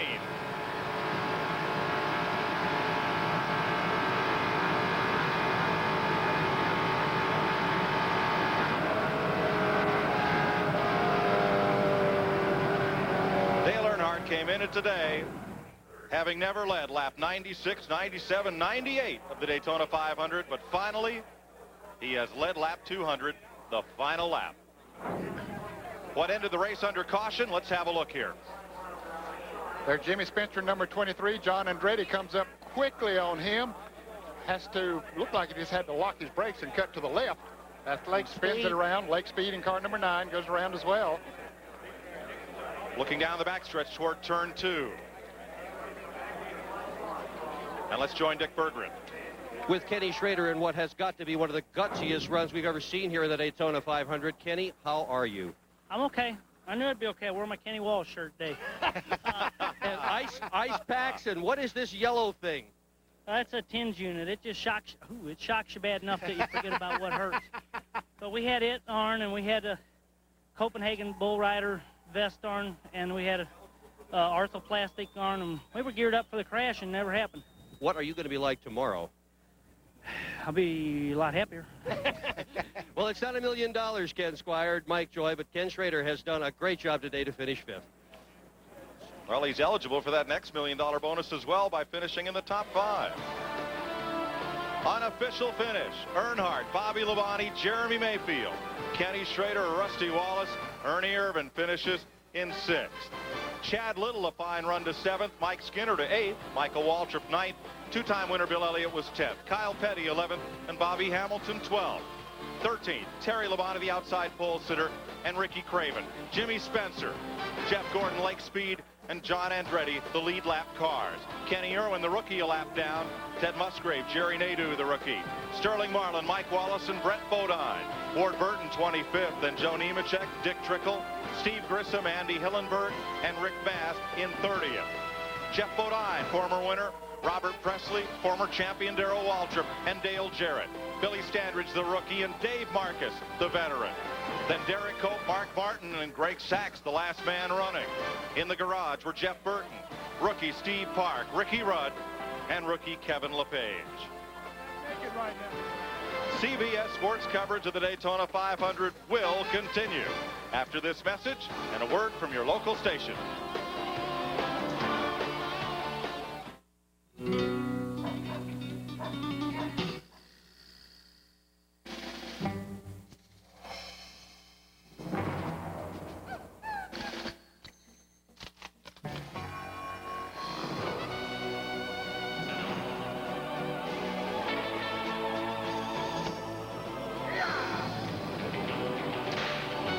Ford Explorer when no town's big enough for the both of you. March Madness is on CBS.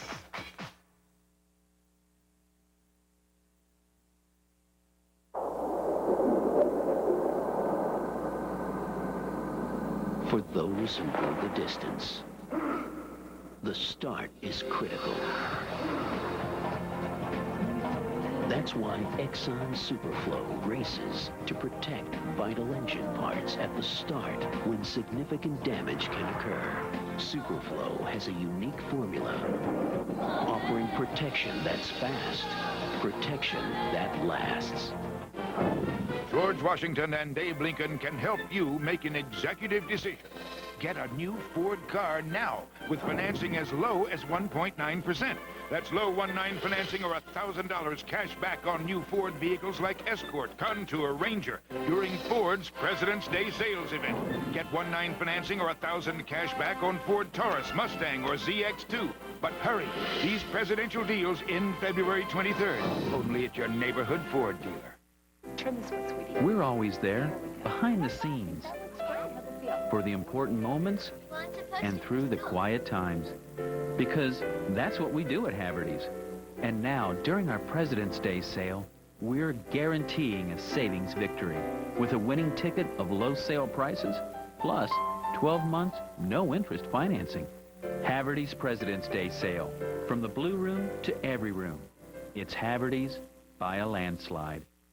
A former Olympian shows Tom Randall's how it feels to be at the games, tonight at 11. Sports coverage of the Daytona 500 is sponsored by Brewery Fresh Budweiser, the official beer of NASCAR. Hey, race fans, this Bud's for you. Goodyear, innovators of run-flat technology. And by Texaco, a world of energy. A huge crowd here at Daytona, numbed, smiling, as this man wins his first Daytona 500. Here's Ralph Shaheen. Well, Rusty Wallace, this is the best you've run at Daytona, your first top 10 finish here. How much of that is due to your new teammate, Jeremy Mayfield? I think a lot of it's due to the new thing we put together. We started developing the Taurus a long time ago, meaning about 6 months. And we've been really working hard on that car, but the engine ran great today, and the car handled perfect. And Jeremy and I really were working together perfect all day long. We were in the top 5 all day, top 2, 3 mostly all day long. And it just felt really good to get a good top 5 run out of it. For a while there, I thought that maybe I might be able to win it. We had a really good run going on Dale one time, but man, we might have got to him, but there wasn't no getting around him. He wanted his Daytona 500 win really bad, and he deserved it, and I'm proud of him. But I just can't say enough about our new team. The Craniff-Penske team, the Penske South team, both guys worked great together. The cars were identical. Well, when we came down here, they should have been real close identical and worked out good. Dick Berggren? Ernie Irvin with an incredibly strong day today with the MB2 team. Were you at all surprised at the quality of that race car? No, I really wasn't. The Skittles Pontiac is a really good car, and they built last year, built this team, and the Pontiacs are an awesome car, and I'm just glad that we got a good run in, and Kim wasn't being able to be here because she had the baby on Monday, and Jordan's probably watching. Hey Jordan, I love you, and I'll be home in a little bit, and we miss Jared. Kim is the wife, Jordan and Jared are the children. What now? What do you expect for 1998? I'm just going to keep building on it. Just keep getting good runs in every week. And, you know, this is a lot better start than I had last year. And we're just going to keep building on it. Congratulations on a great run. Mike Joy? Dick, a number of firsts this season. First win for Dale Earnhardt, and for the first time, a live Winston Cup race under the lights on network television. You'll see the Pepsi 400 here on CBS Saturday night, July 4th. There we go. Off and running. Earlier this week, Bill France lit up the Musco lighting around the outside of this speedway. And a man who's been coming here for 20 years came out to take 20 laps. Now, the lighting system's not completed, but they wired this driver to talk to the lighting people and tell them what he saw. Dale Earnhardt, first man under the lights at Daytona. First time I came to Daytona and seen the racetrack in 1976, I was like, wow, how big this thing is. When I ran under the lights the other night, that was pretty impressive. Piece of history there. You'll see the Pepsi 400 live in prime time here on CBS Saturday, July 4th. We can't wait. More from Daytona after this.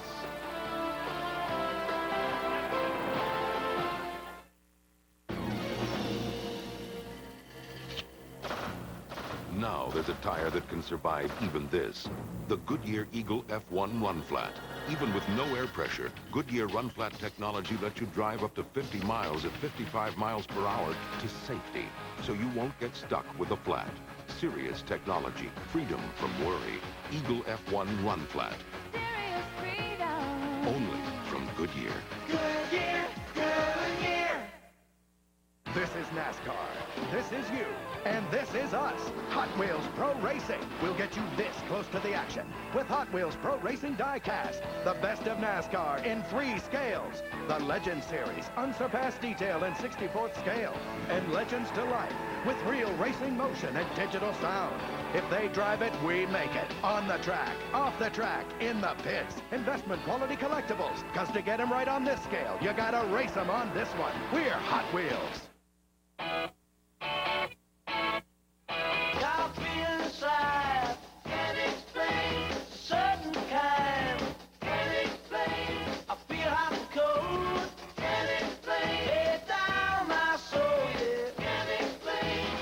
Competition won't be able to explain when the only 4-door rookie in NASCAR starts blowing their doors off.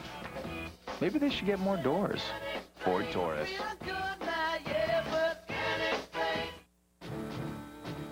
They are guardian angels on wheels. Knights in shining armor who ride like the wind. And when lives are at stake, they are the cavalry that always comes through. That's why Texaco tests and retests clean System 3 gasoline under extreme emergency conditions. For all our heroes, for all of us, Texaco, a world of energy. This CBS Sports Race Summary is sponsored by Texaco, a world of energy. Back with you at Daytona, 200 laps in the books.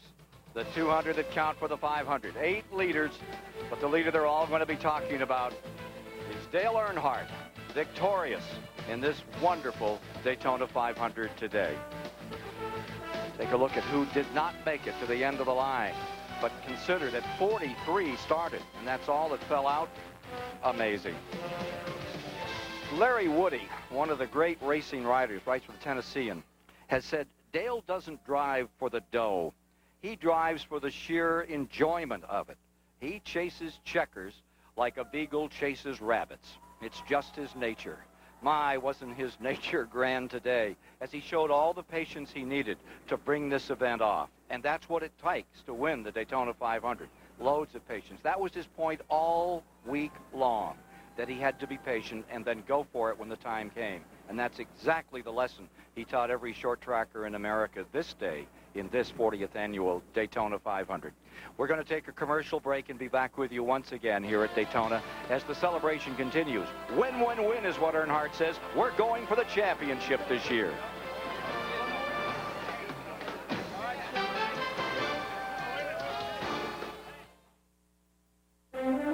It's been a a tradition since 1876. Think about that. That's more than 120 years ago that this company started making Budweiser under Adolphus Busch.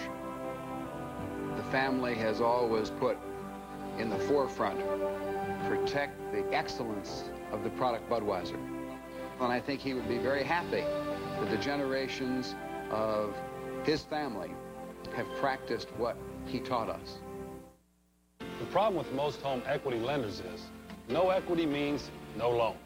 That's because they only let you borrow up to 80% of the value of your home. But at First Plus, you can borrow up to 125% of the value of your home.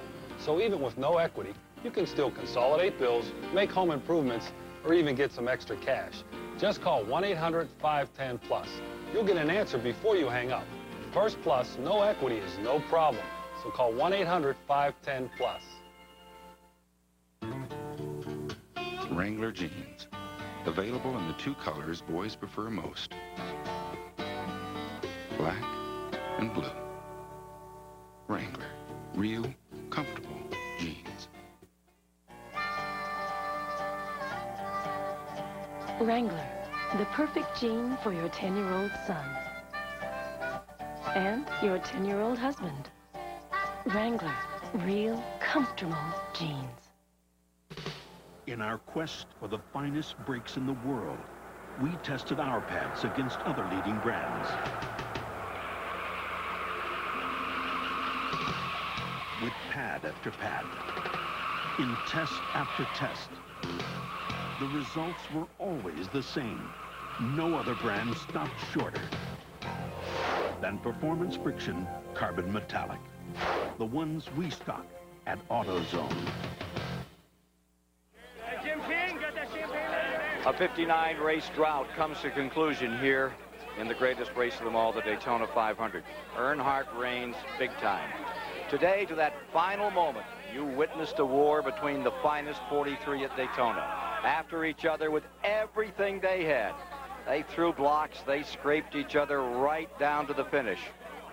And then when that checkered flag flew, as Earnhardt drove down pit road, as we told you at the outset, it became a sport of friends.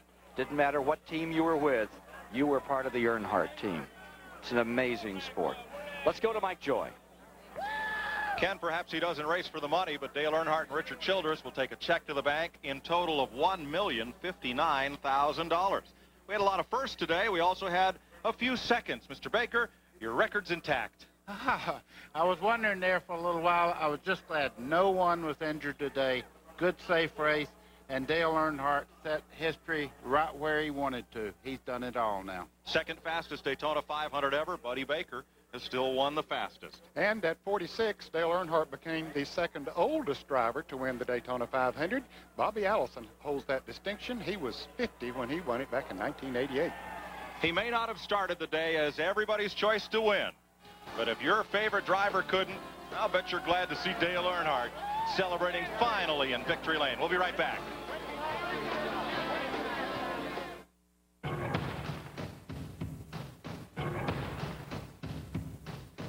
Every day the world wakes up eager to run. And that's exactly the way it should be. Do you see the star in everything you do? Can you see the star everywhere you go?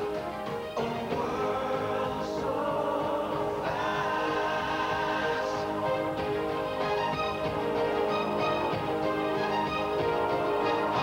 world so free. Ticking on, running. World of energy. A world of energy. Texaco, a world of energy. Last weekend, Beth took her Ford ZX2 out for a little adventure. You know that van is still following us. And she found it. Let's lose them. Yeah.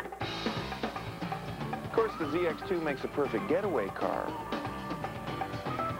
As long as you know who you're getting away from. Oh, well. Hey, she would have hated having a chauffeur anyway. Ford Escort ZX2, built to last. Screaming, pointing, and praying are all acceptable ways for a NASCAR fan to show their support.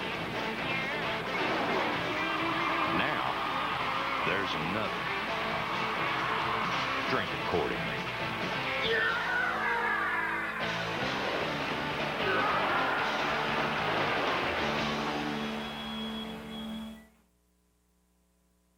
When you're out on the road, you're not the only one who depends on good brakes.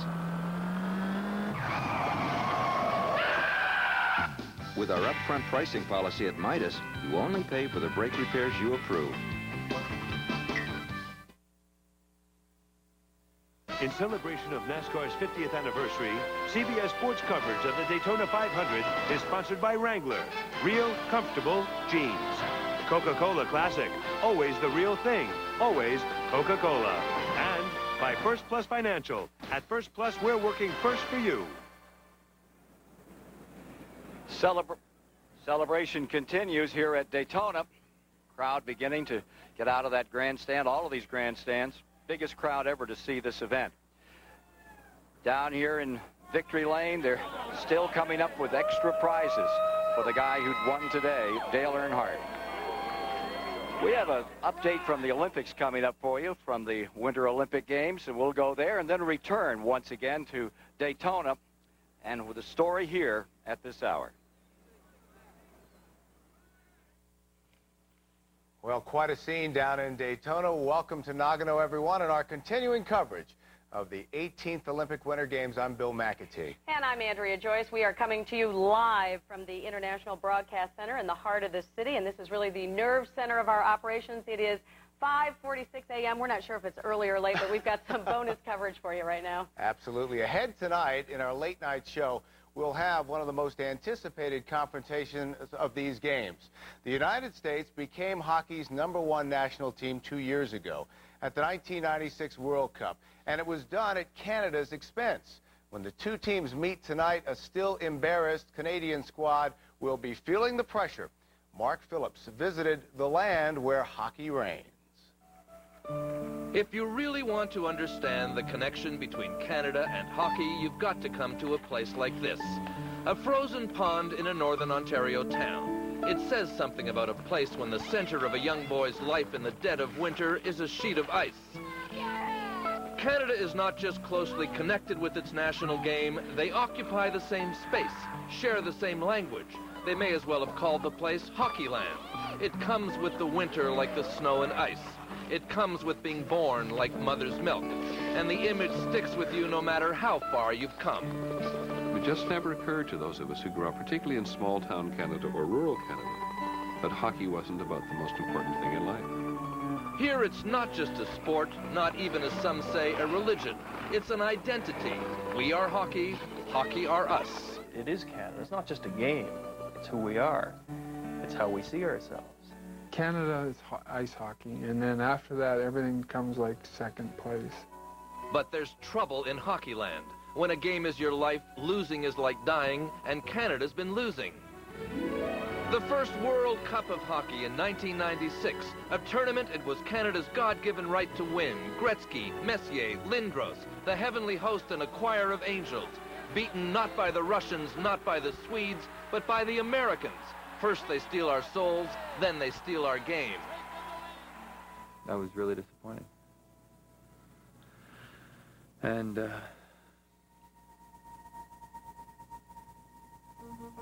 you still feel it. Sooner or later, there was going to come a point in time where it was going to become tougher to compete with a country of 300 million people. It hurt. It hurt me personally. It hurt because we're not used to losing in hockey. It was like the end of the world was coming. It was like the end of the world had come. But then to insult was added injury, scandal. Sheldon Kennedy, then a forward for the Boston Bruins, came forward to accuse his former junior coach of molesting him. Junior hockey in Canada is the anvil where hockey players are forged, not molested by their coaches. It seemed to Canadians to be a total aberration in all that we believed in, because hockey, of course, was good. Hockey was Canadian. Hockey was sacred. And to find out that there was such a flaw in the system was a terrible, terrible shattering thing for a lot of Canadians. You want more? Hockey is heading south. Literally. The teams are doing what the geese do when the weather gets cold. Quebec's gone. Winnipeg's gone. And where have they gone? To Colorado. To Phoenix, for crying out loud. They were shown the money, and they took it. It's the almighty dollar. It's the American dollar, Yankee dollar doing it. There's little bits inside you that start to deteriorate when you see Canadian teams moving south. Not only has hockey been on the skids here, it's a metaphor for the whole country. The economy's in the doldrums. Unemployment's up, the Canadian dollar's down. But now all of that rot is supposed to stop. In Nagano, redemption is at hand. For 46 years, they've been saying in places like Toronto that Olympic hockey was bogus because Canada couldn't put its best up against the world's best. This time, it can. Canada doesn't just want to win Olympic gold, it has to win it, or the whole country will have a nervous breakdown. It's all the fans are talking about. I think the Canadian game has gone right down the tubes. What's it going to mean to us to go to the Olympics and come out only second or third? We have to win the gold medal. There's no question about it. We can silver. Silver is nothing. You might as well forget. Don't give us the silver. Don't give us the bronze. Don't give us anything. We don't win the gold, then it's nothing. All or nothing. In a country divided by distance and language, it's about the only thing everybody can agree on. There will be French-speaking players on that team and English-speaking players on that team, and if they win, they'll be hugging each other and dancing around, and that doesn't happen in everyday life in this country. It's all the media are writing about.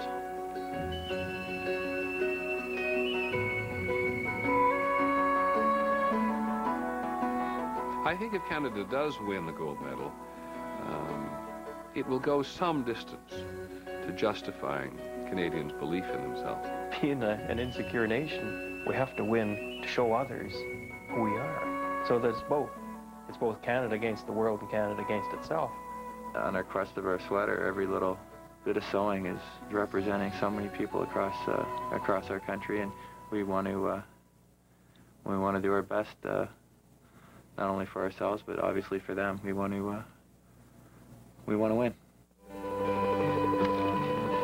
It's a simple little game, really. You take that little rubber disc, you put it in the net. You do it more often than the other guy. And if you don't do it this time, then up here in the great white north, life just won't be worth living.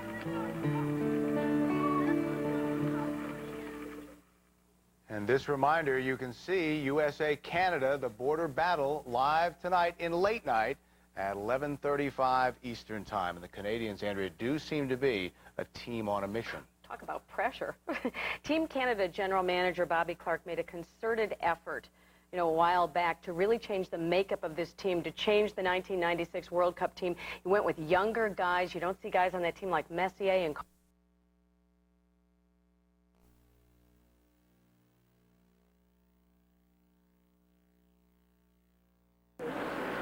Short track race. Ooh, Kowicki is slowing. Here comes Spencer on the inside and Rudd on the outside. Well, I think Kowicki might have just broken traction momentarily. And Morgan Shepherd going by. Darrell Waltrip joins in this. This is a great race. And you're right, Ned. That's why they're here. Spencer drops back. Here comes Rudd looking inside of Alan Kowicki off the corner. Put the bumper to him just a little bit. Get him a little bit out of shape. Then pulled on the inside. And Kowicki wiggles a little, and here comes Morgan Shepherd past, and Darrell Waltrip also does. Yeah, that little wiggle cost him 3 positions. I don't know, it looks like he might have a tire going flat. It really does, Lee, because his car is handling awful right now. Yeah. Oh, here he spins on the straightaway. Just couldn't hold on to tire's flat. See, the left rear tire is completely flat. Jimmy Spencer had just committed himself to come into the pits. He's coming, you can see his car on the right of the screen. He's coming on down pit road as the caution flag waves. There you can see that left rear tire on Kowicki's car is completely flat. Allen gets it headed in the right direction, but the 5th caution flag of the day is out on lap 183 as Alan Kowicki loses control coming off of corner 4. And here Here's a replay. You know, he's lucky because he was right in front of Michael Waltrip and Terry Labonte. Both those fellows able to miss him. Also, Rick Wilson. And he was able to not hit the wall too hard on the inside. I think he'll be okay if he comes in and gets some tires on him. Here he is again, going around. And you can see he just backs it gently into the wall on the inside. Don't think that did too much damage. Let's go to Jerry Punch, who's in Earnhardt's pit. It'll be a 4-tire change for the leader, Dale Earnhardt. Kurt Shelburne and the crew come running around the car. David Smith will in. Smith slides to Jack beneath the car. Let's go up to Dick Bergen. Well, Kyle Petty's going to get in a car. Dick? Yeah, everybody else is changing tires. Sterling Marlin just came out of the car, and he is some wobbly. He is not feeling well. Sterling Marlin ill. Kyle Petty in the car now, strapping in. And Jerry Punch is in Waltrip. Jerry? That's 5 tires on 5 Chevrolet. The crew now. Jeff Hammond, Sandy Jones, Eddie Dickerson. Off the car, down the way. The leader, 4 tires, back to turn 1. Gentlemen. So Darrell Waltrip moves back out. So does Terry Labonte. And the 7 car of Alan Kowicki still has the flat tire. But it's the right rear. Yeah, the left rear was flat a while ago. Now the right rear is flat. Both of his rear tires are flat. Now this is going to be a real...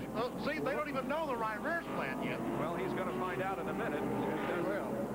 He was trying to get back out and not lose a lap in the pits, but he did go the lap down. He would have been much better off to have stayed in there, but like I say, they didn't know that. They knew that left rear tire was flat. But they did know the right rear was flat. Now he's going to have to encircle the entire track and come back in for a change on the right side. We'll be back with more from North Wilkesboro.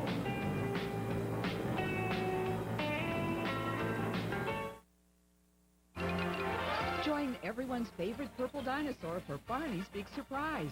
Barney's first ever national stage show tour. It's a musical extravaganza of epic proportions, packed with all the laughter, singing, and dancing you come to expect from Barney and his friends. No one knows how to have a better time than Barney. Don't miss Barney's Big Surprise at the Hampton Coliseum. Receive a free Barney book when you purchase your tickets to Barney's Big Surprise at participating Blockbuster Music Ticketmaster centers. Cox Communications brings world-class television to your home and great values in this month's cable bill. Sign up for service and receive either a free beeper or free voicemail for 6 months from SmartBeep. Purchase 1 sandwich or biscuit and receive a 2nd sandwich or biscuit free at your nearby Chick-fil-A. Take 10% off any muffler or brake service at Big Al's. Always a deal you can trust. Information, value, entertainment, choice. You're on Cox Communications. Hey, Rich. Stuart, you shouldn't have. I didn't get you anything. All right, don't worry about it. How'd you know? Just, come on, put it on, all right? All right. You knew my size and everything. It looks good. Thank you. It feels good. Thanks. Happy holidays. Happy holidays, man. Cool.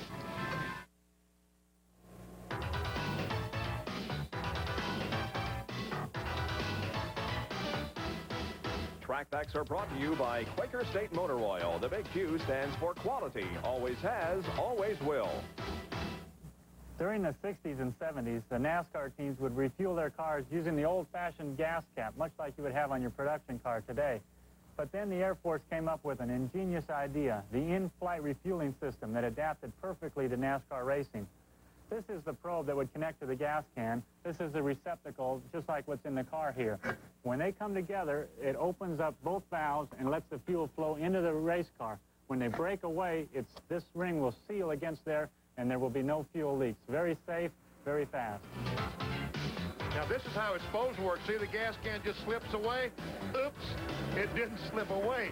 Richard Bostic, the gas man on the P car, takes a header on pit road, and the gas can, it's 80 pounds. It doesn't slip out of there as easy as Gary Nelson had it slipping out in his hand.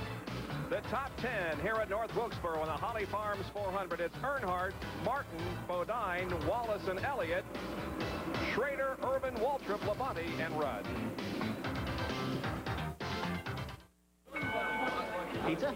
Hey, who delivered? Actually, it's not delivery, it's DiGiorno. Oh! Where's it from? I believe I said it's not delivery. It's DiGiorno. You just say delivered? It's not delivered. It's DiGiorno. DiGiorno Rising Crust Pizza is the frozen pizza with a crust that bakes up fresh like pizzeria pizza. Fight you for it. Don't make me hurt you. For fresh baked pizza at home, it's not delivery. It's DiGiorno.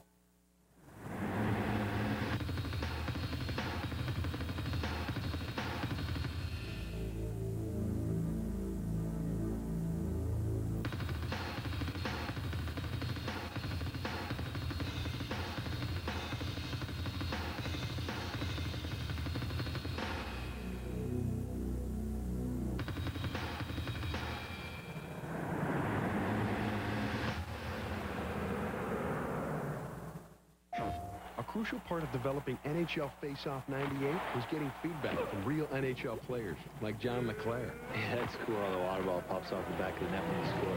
The hammer guys, I love how the boards go in and everything and the glass rattles. Hey, awesome. John? Yeah. The whole team sits in this water? Yeah. All right. Big hip Hey, John? Oh, man. Even the goalies? Yeah. That's okay. PlayStation. Very near the halfway point of the Holly Farms 400 there, the top five: Earnhardt, Bodine, Martin, Wallace, and Elliott. There are 11 cars on the lead lap, and if the race should end right now, Rusty Wallace would maintain his Winston Cup points lead. We have some good racing going on. This is somewhat back in the pack. That's Ernie Irvin in car number 2. Alan Kowicki trying to move back up through the pack after his recent spin that caused our most recent caution period. That's Ken Schrader to the outside, and we move inside. Ricky Rudd's Quaker State Buick. He's racing Schrader 4 position for the 6th position. Woohoo, 75. Morgan Shepard, Dave Marks made a little bit of contact coming off the fourth corner. Terry Labonte, the red-white number 11, and the orange and white 17 of Darrell Walter. Most of these guys are racing for position. Morgan Shepard is, Ken Schrader, Terry Labonte, Darrell Waltrip. Here's Labonte working inside of Ken Schrader off number 4. Schrader has really been backing up the last 5 or 6 laps. Yeah, The car just not handling well at all. He was running 6th, and I believe he's now back as much as 9th or 10th. 11 cars on the lead lap now. There were 12, halfway point coming up, and of course Alan Kowicki was the car that went off the lead lap when he spun and lost the lap. So now we settle in for the second half of the race as Dale Earnhardt, the leader, has been shown the cross flags indicating halfway through. There is the leader, Earnhardt, coming down to complete lap 2:01, and Jeff Bodine, the yellow and white Levi Garrett Chevrolet, is running in second. We watch him from Harry Gant's bumper cam, and Bill Parsons and Brett Bodine are into the wall. That's up in turn 4, just as they start off in turn 4. Bodine's car still moving. Harry Gant's trying to get by Earnhardt. Can't make it. Will not be able to do it as Dale crosses a line under caution. And we have had now 7 caution periods. Bill Parsons brings out one on lap 2:02. Here's a replay of what happened. Well, they were both sort of spinning when they came into the picture there. They were already loose and spinning up into the outside wall. Didn't look like Brett Bodine hit the wall. But Bill Parsons has some damage to his That's the Brown water. Oldsmobile. That's water. That's the overflow on the radiator. That's where the tube goes back in the right rear quarter, and that's water running out of the Brown Skull Oldsmobile. So looks like he's had some. Boy, it's really coming out, isn't it? Yeah, this is going to take a while to clean up. They'll have to get the car off the racetrack, and of course have to get the moisture up from the racetrack before we go green. Ken Schrader is in for a tire change. We mentioned how he was slipping backwards just before that yellow came out, and so this tire change may help. And a chassis adjustment as well. That's correct. We saw the fellow back in the rear window of the car on the right rear. He was making an adjustment to the chassis of the car. You know, we've talked so much about Charlotte and how Earnhardt and Wallace swapped the points lead, but we have failed, or at least not paid very much attention to the guy who won that race, and that is Ken Schrader. He had a tremendous run. He really did. I was going to say something about that a moment ago when he and Ernie Irvin running side by side. So And it is Earnhardt who is leading at the moment, just past the halfway point of the Holly Farms 400 here at North Wilkesboro. Back in a moment.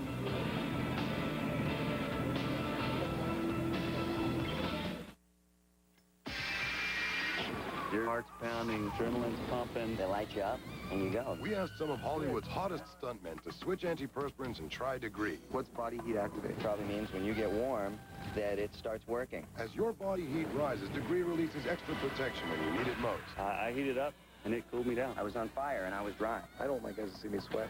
This stuff kept up, even in 40-foot high fireballs. Dry as a baby. Body heat activated Degree. Your body heat turns it on.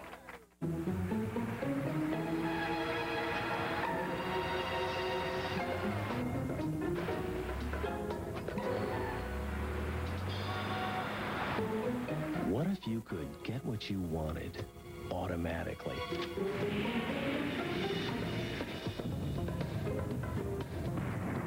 You can, with the easiest way to earn free gasoline, the Shell MasterCard from Chase. Shell, moving at the speed of life. Starting December 28th, tune into SportsCenter for the best sports moments of '97. Which ones deserve a fan's choice ESPY? Watch SportsCenter or log on to ESPN Sports Zone and make your picks for the ESPYs. We'll be back to North Wilkesboro, North Carolina Speedway in just a moment as Dale Earnhardt is the leader of the race, and he's trying desperately to catch Rusty Wallace in the points championship. I think it's this time we should talk about the fact that North Wilkesboro no longer is on the Winston Cup schedule and how the sport was really changing at this time in '89 and continue to do so for about 7 or 8 more years. Yeah, the sport has just been getting bigger and bigger and bigger. And I don't know where it all started. If you look at the attendance graphs that NASCAR will give to you, in 1988, the attendance took a big leap. I don't know if that's the year that everything started, but by 1989, 1990, things, the bigger racetracks, you had to cram more people in the racetracks because the purses dictated you had to have more people to pay bigger purses. And of course, the final Winston Cup race at North Wilkesboro was run in 1996. You like rap music, Benny? Yeah. Okay. Well, back in 1989, rap was a big thing, and our producers put together a thing called the short track rap. I think you're going to like it. Well, I think you're going to like it. Stay tuned. Here it is.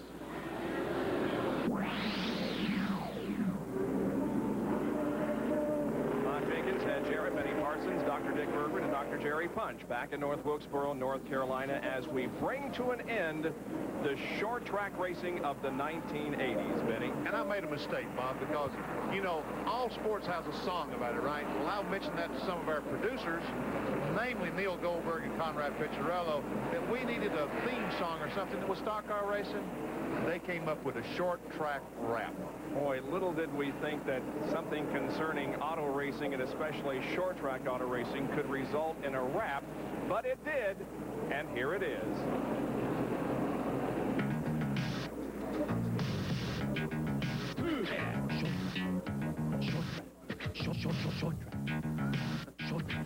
When you're driving around at 110 and you pull up behind someone think is your friend, you pull alongside just to make a clean pass, and the next thing you know he takes you to the grass. Short track.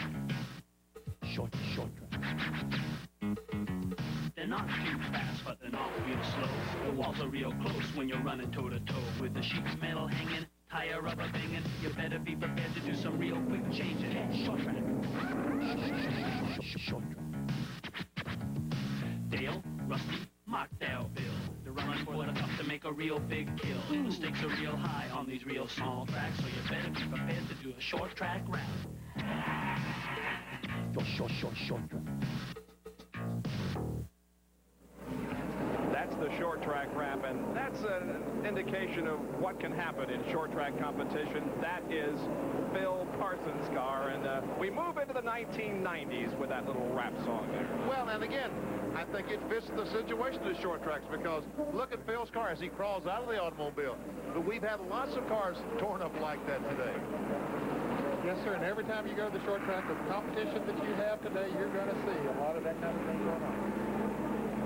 And we'll continue to bring you the action here on ESPN. There's a shot from our bumper cam, and here's Brett Bodine moving back out onto the racetrack. He's showing a considerable amount of damage.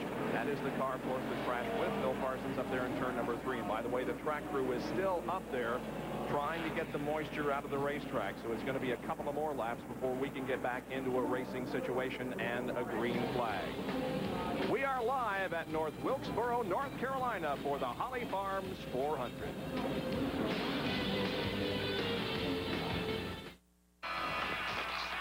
Mark, if you're at the airport before my 8 o'clock flight, maybe we can talk. Otherwise, it's over. Ah! Come on. Come on.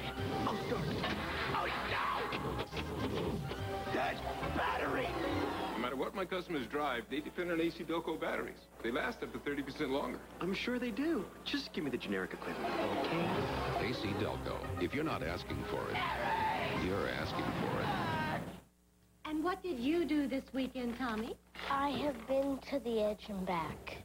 Excuse me? Introducing the Edge Pizza from Pizza Hut. Pizza is about topping. Crust is your safety net. The Edge has no outer crust. The Edge is toppings right to the edge. Toppings right to the edge. The Edge. I say let's go. Of your rep, my friend. Brother, sister. I have been to the Edge and back.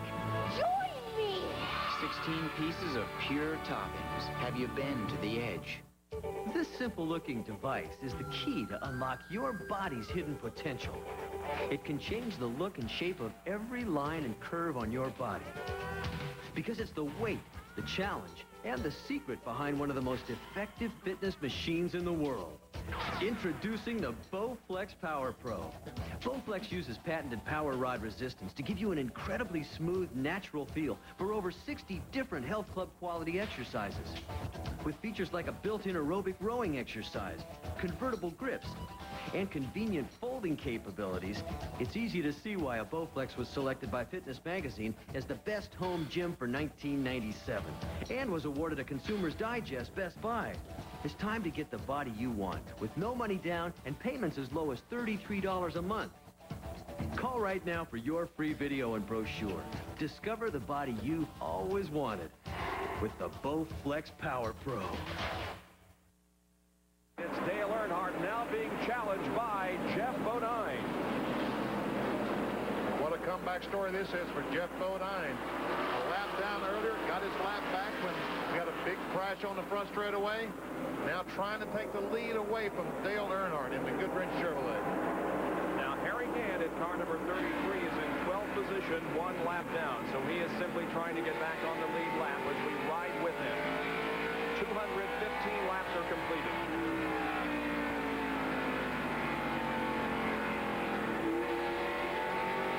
Rusty Wallace is running 4th. Mark Martin is 3rd.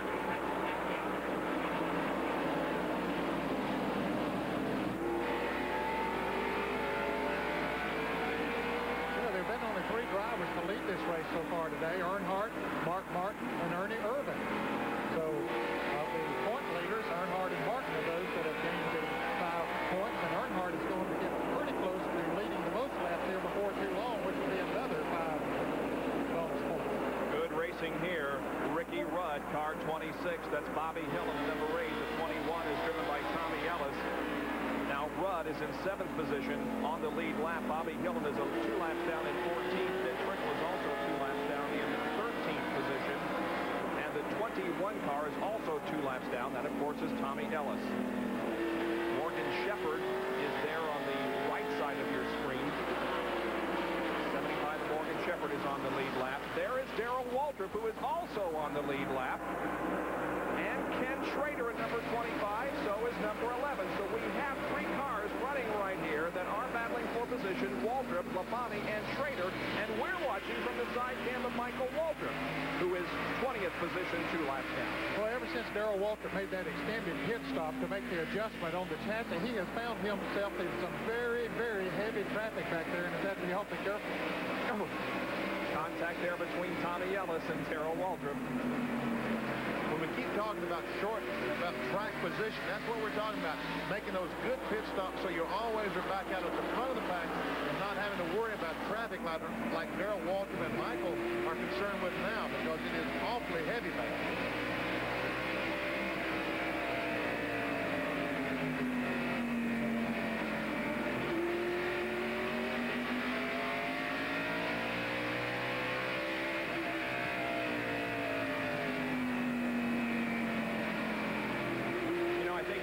admit that one of the first times we used this side cam was at Michigan, and quite frankly, it wasn't too exciting. But since we have gotten on the short tracks, this side cam can really show us some action. It really does. And we're able to see behind those cars and see the contact between those cars. Brett Bodine has a flat right front. Dick Bergeron. Well, Bob Jenkins, he's got a little more than a flat right front. He also hit the wall in the process, and whether that tire became flat after he hit the wall or before was hard to tell, but he thumper a good one going into the first corner. He's had a tough time today. The nose of the car is damaged. Left side of the car is damaged. He's basically sitting here waiting for the Budwork crew to get this car all squared away. Meanwhile, on the racetrack, it is Ernie Irvan trying to fend off Bill Elliott and Alan Kowicki. Now remember, Kowicki lost 2 laps a while ago when he spun here on the main straightaway. Yeah, he lost 1 lap while he was sitting on the racetrack and then lost another lap in the pits. But 2, 9, and 26 are still on the lead lap. And Ernie Irvan was able to pass Bill Elliott and pull 5 or 6 car lengths ahead of him.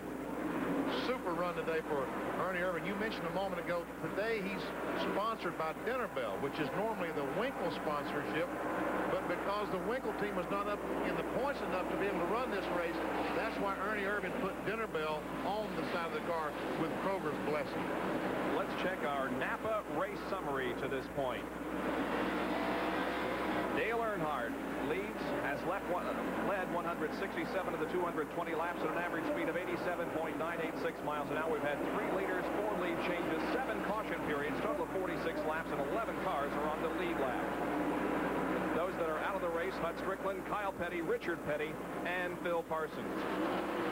Those who have picked up 5 Winston Cup bonus points for leading include Earnhardt, Martin, and Ernie Irvan. And as we mentioned, Dale Earnhardt is getting very close to leading the most laps during the day. He's not quite to that point yet that he can claim it, but it won't be too long if he stays out there, and that is another 5 bonus points. He has led all but 53 laps today, Dale Earnhardt has. Kowicki and Bill Elliott side by side. I started to say that Kowicki had finally taken the spot away, but no, Elliott came back on the outside. But now Kowicki does have the spot, and Ricky Rudd tries to move alongside the 9 car. And that will be for position. That was only track position as far as Kowicki was concerned, because as we mentioned, he is 2 laps down. Here's Ernie Irvan trying to pass Rusty Wallace. Don't you know this makes Ernie feel about as good as he possibly can to pass Rusty Wallace, and he goes by him.